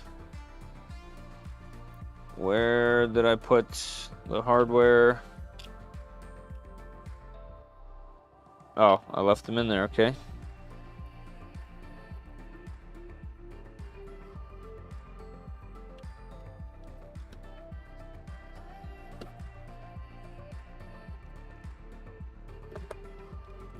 Okay.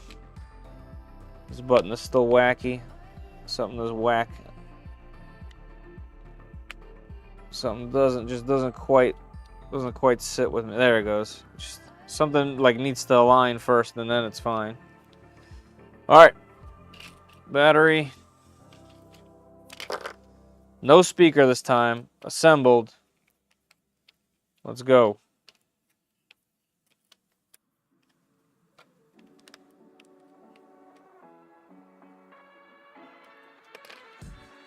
Here we go. Aha!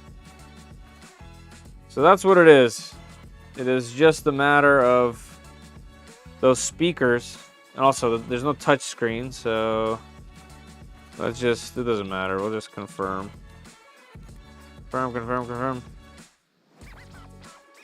The touch screen is being pressed. So there's definitely some issues that I got to take care of. We have to go around the edge here and clean that up because it's touching the actual IPS screen. Doesn't matter. I'm going to have to reset. So every time you take the battery out, you have to put in this stuff, the time, the date. None of this stuff matters if you're going to be playing a game, such as a cartridge. I'm going to pause the music.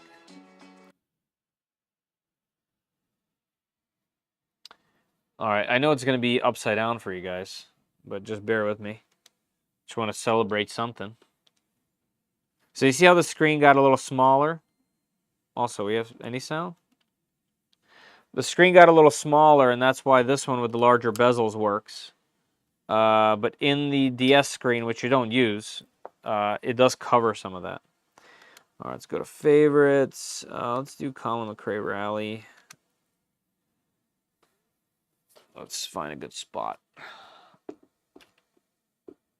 You know what? Let me see if I can rotate y'all. Hold on.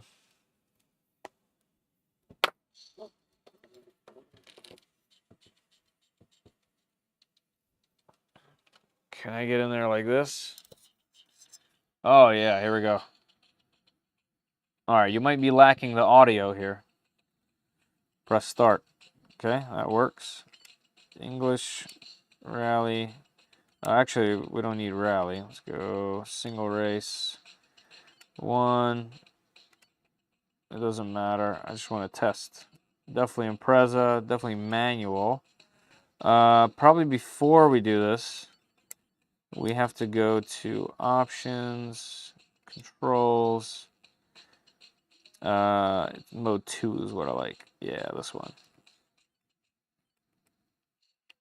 All right, let's do arcade, single race, 1. Doesn't matter. Subaru Impreza. We're going manual. Finland. All right, here we go.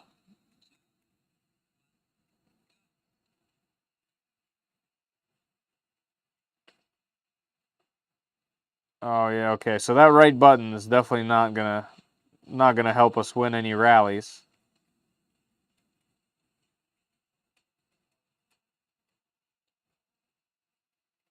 Yeah, I can't upshift.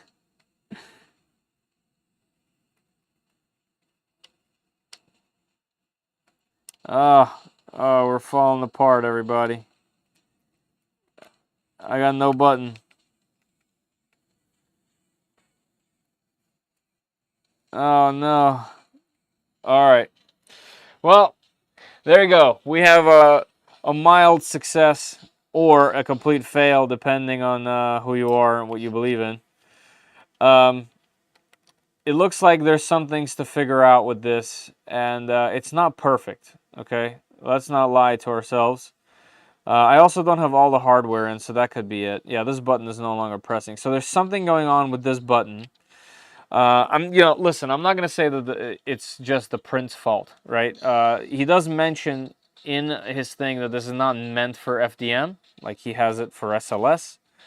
He even shows you in that video how to order it, SLS. I just decided to print it just to test it. But yeah, it has some issues. For example, the screen is actually being pressed on, which is not good for an IPS screen, so that needs to be kind of trimmed out. This button needs to be figured out. I don't have long enough hardware from the stock setup, so that's something. Otherwise, you know, technically speaking, if it wasn't my first try doing it, it probably would have been much easier. I probably would have just done it as a breeze, kind of like in those install videos. And I can guarantee you I'll do it much faster now. But yeah, I would say this definitely has some issues. Definitely has some issues. It looks really nice. It feels nice. I like the chance to be able to customize this thing however I like. The speaker is an interesting problem. You need some kind of adhesive, maybe a longer wire and then maybe hot glue. That would be a solution. But without this button, as you just saw, function's pretty limited. All right, everybody, let's do the giveaway. And then maybe we'll play a Game Boy game that doesn't need those shoulder buttons. Thank you, everybody, for sticking around. I appreciate it. A few details to work out, yeah. Well, you know, the idea, Kenneth, is that if this plays literally the same things, right? Obviously, you know, the feel here is going to be great and it has a good weight to it. If you can match this feel on paper, this is better. Dual speakers instead of single, a screen that you don't have to pay $65 to $70 for. It's already there.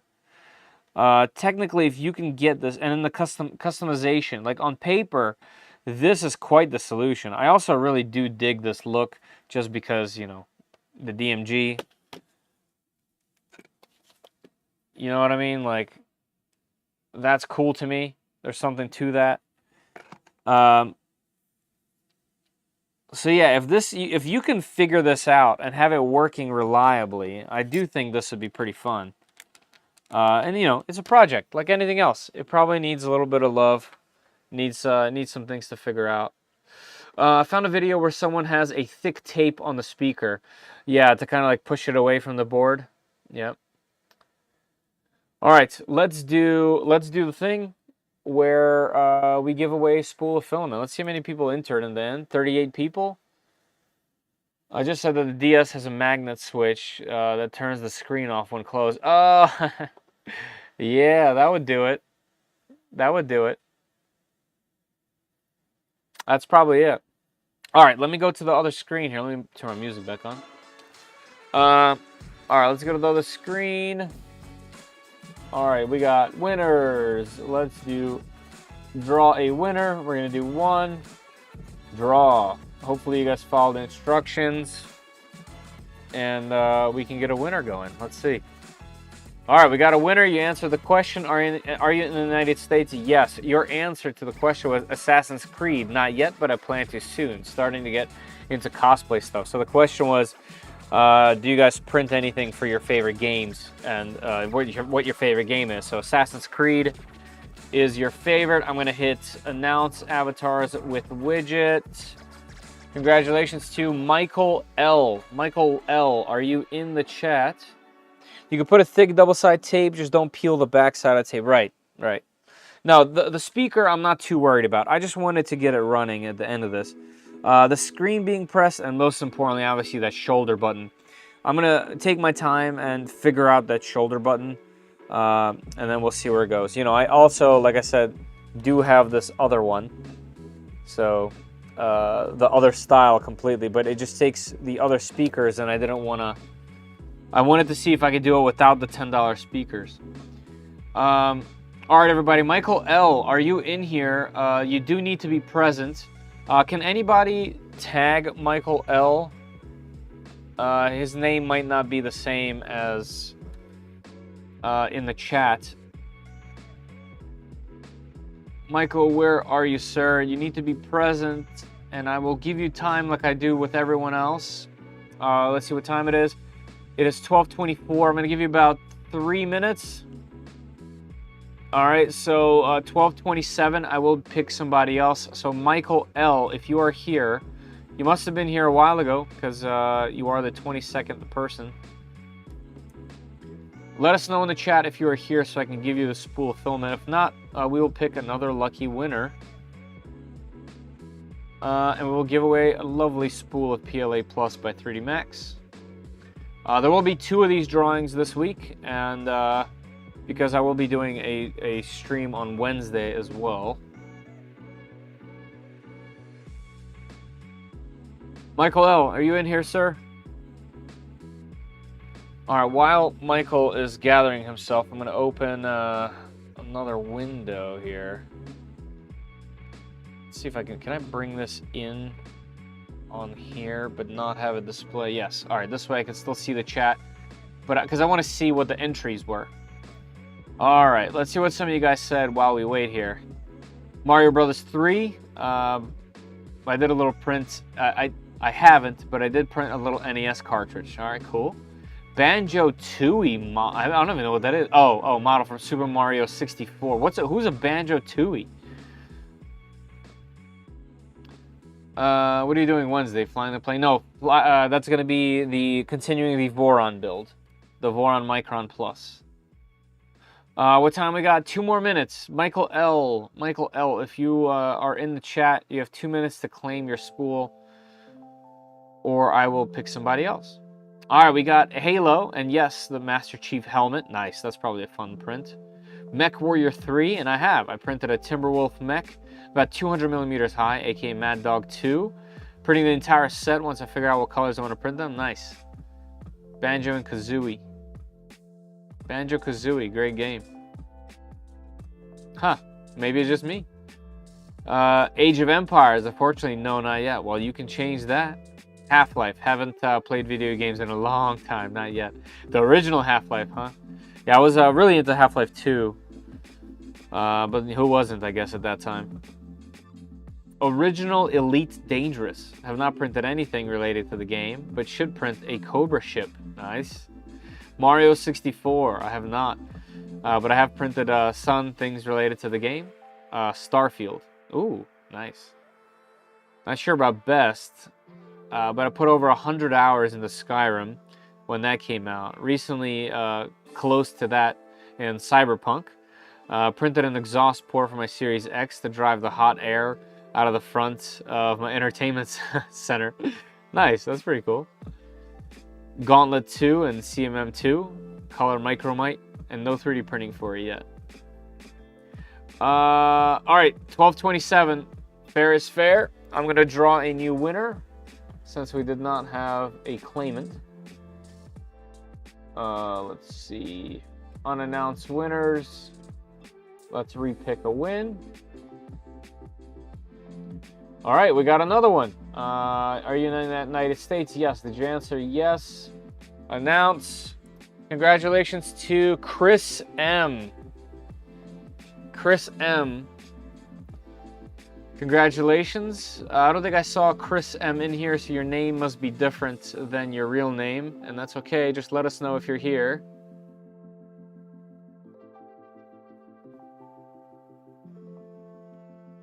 Hey, there he is. Okay, it does match. Chris, congratulations, good sir. And thank you for being here and supporting me and the channel. Listen up, sir. I need you to confirm in the chat once I tell you what to do. So what I need you to do is to please go to the 3D Max website. You can get there in any way you'd like. It doesn't actually matter. All you need to do is find a PLA Plus. Nothing that's extraordinary like carbon fiber. Just any of the PLA Plus that's in stock. That's the important part. So find one that you like that's in stock, and then email me at fedor@3dprintsos.com.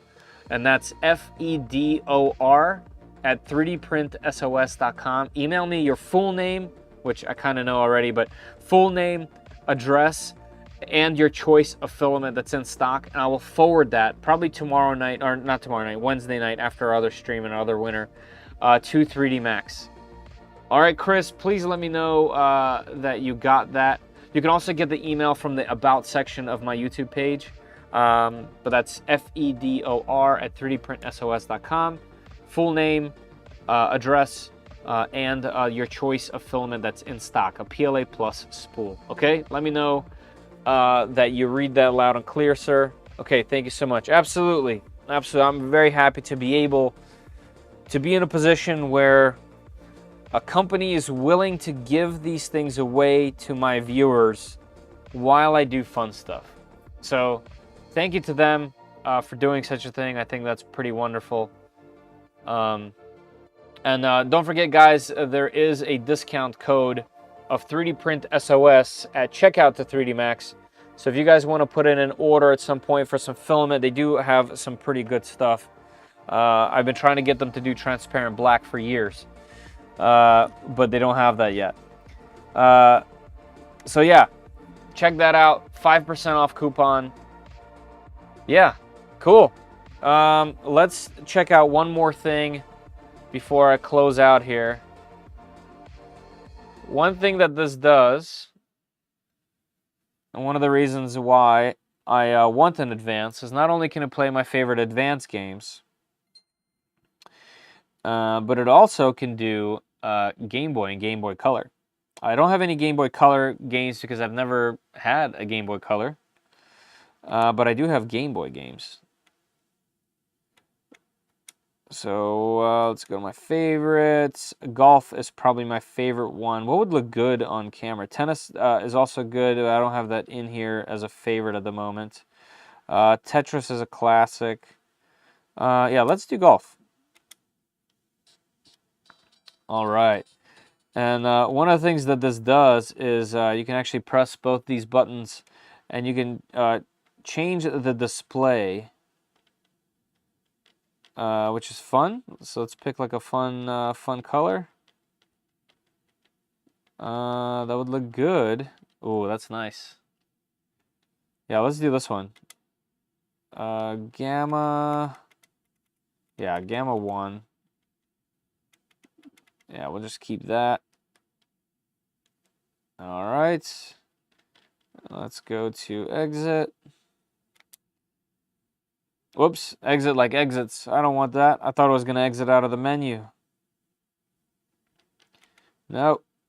Back, back, back, back. Which way is back? Okay, here we go. Game Boy directory. Favorites. Golf. Okay. Good thing I quit. I think it was what? Which one did I like? Now this thing's getting all jammed up on me. Not good. Oh, it's because it's literally like popping off the back because I don't have the hardware in. Man, what a bummer. Bummer and a half. There we go. All right. Let's get a game going. We'll do a new game. Let's do US. Anybody play this game? Played this game in the late 80s, early 90s as a kid. Yeah, one of my favorites. And I actually, admittedly, only recently discovered this, which is kind of interesting. I was just looking at games that I've never played before, and I came across golf, and it's so charming. All right, we're going one wood, which is the driver, and we're going to smack it as much as we can. Let's go. Oh, so good. Problem is, it's going to go close to those two trees, and we're in the rough. I guess the wind, I didn't check the wind. All right, let's see where we're at. Should we go over the trees? Nah, we're going to go over here. Yep, let's smack it again. Ooh, that was pretty good. And now we're going to have to chip, unfortunately, over the water. That's going to be a problem. All right, I'm going to smack it as much as I can with a pitching wedge and see where we go. 106 yards, that's going to be really tough. Probably not a good idea, but you know what? YOLO. We're going YOLO. Here we go. Oh, it's not going anywhere. No. That was all height and no go. That was horrible. Well, that's pretty good. I'll take that with a drop, I guess. That's unfortunate. What is this? Double bogey, triple bogey? Double bogey. All right, I'll take it. All right, let's do another. Our wind is going in our favor this time. Let's go. Oh, horrible. I missed it. Not bad. All right, let's pop that right on there. Rough's okay. Let's go pitch and wedge. And we need to do 27 yards. All right, we're going to go about halfway. Oh, too far. Halfway was too much. We need to go a quarter. That's all right. Maybe I can make it up in the putt. So it's rolling this way. So I should go against it about that way. And we need to go about 3/4 here. Let's go. Oh, no. Oh, no. Oh, no. It rolled down the hill. Oh, no. Well, now you guys know what my golf game is like. This is going up a hill now. Oh, come on back, baby. Not good. Another double. Scottish game where you whack a ball till you find a little hole sinking in. Yep, that's right. Goes to lose so you can win. That's right. Hey, BWs, thank you for being here. Appreciate it.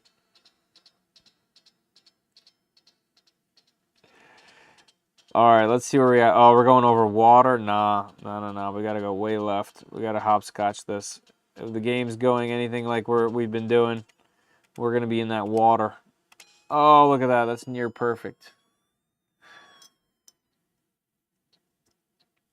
There we go. Fairway, not bad.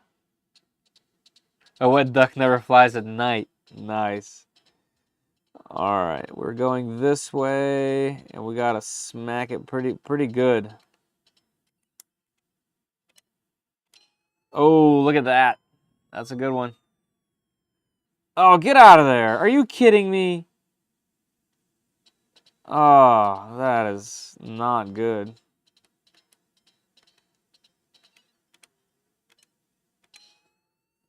Come on, get out of there. Get out of the water. Right there. Okay.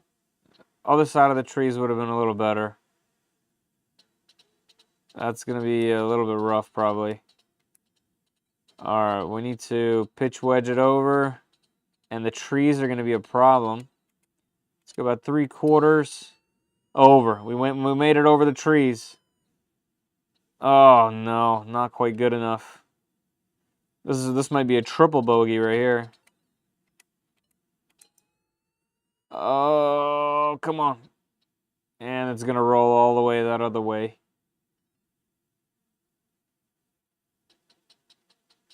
It's all right. It's all right. This is how I play in real life exactly. Maybe even worse.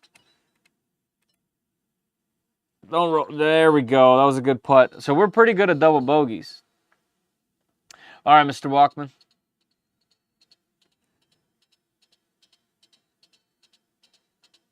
All right, so as you can see, this thing is pretty functional. Here, let's go ahead and do a save. And the other thing that I think this can do, actually, you might not be able to do it. Yeah, you can save it right here. Save state. Let's save a new state. Right, is it in there? Yep, golf. Other settings, what else we got? VSync, auto sleep, cool. Preferred Game Boy, yeah, definitely Game Boy Color. Auto load state, that's pretty neat. Yeah, we'll do that. Auto border, yeah. Identifies a Game Boy Advance, sure. Cool. How do I save these settings? That's the thing. Like, it doesn't say. Just RAM. Oh, okay, so you can delete those files. That's pretty cool. Speed hacks? What's that for? Scanline? Double speed? No. That's neat. Goomba color. I like the color scheme. Neat. Neat, neat, neat, neat, neat. So that's that.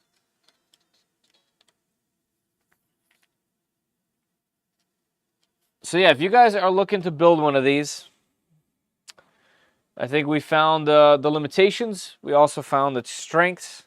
Obviously, when this slab of glass would be on here, that would be much more complete and good looking. And I'll probably complete this thing. Reminds me of fall. Yeah, the colors are a little warm, nice color palette there. Yeah, I mean, I'm definitely bummed that it didn't work out the way that it was supposed to, but I think we learned quite a bit with this one. And I do still think that the value that add is there. I mean, this was literally $35 with some prints, and it's a fun project. I just got to figure out what's up with this.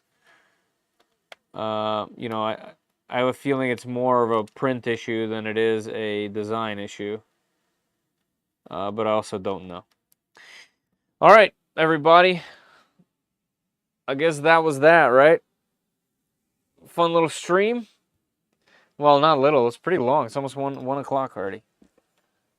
What is it? Almost 4 hours. Did some soldering. Did some golfing.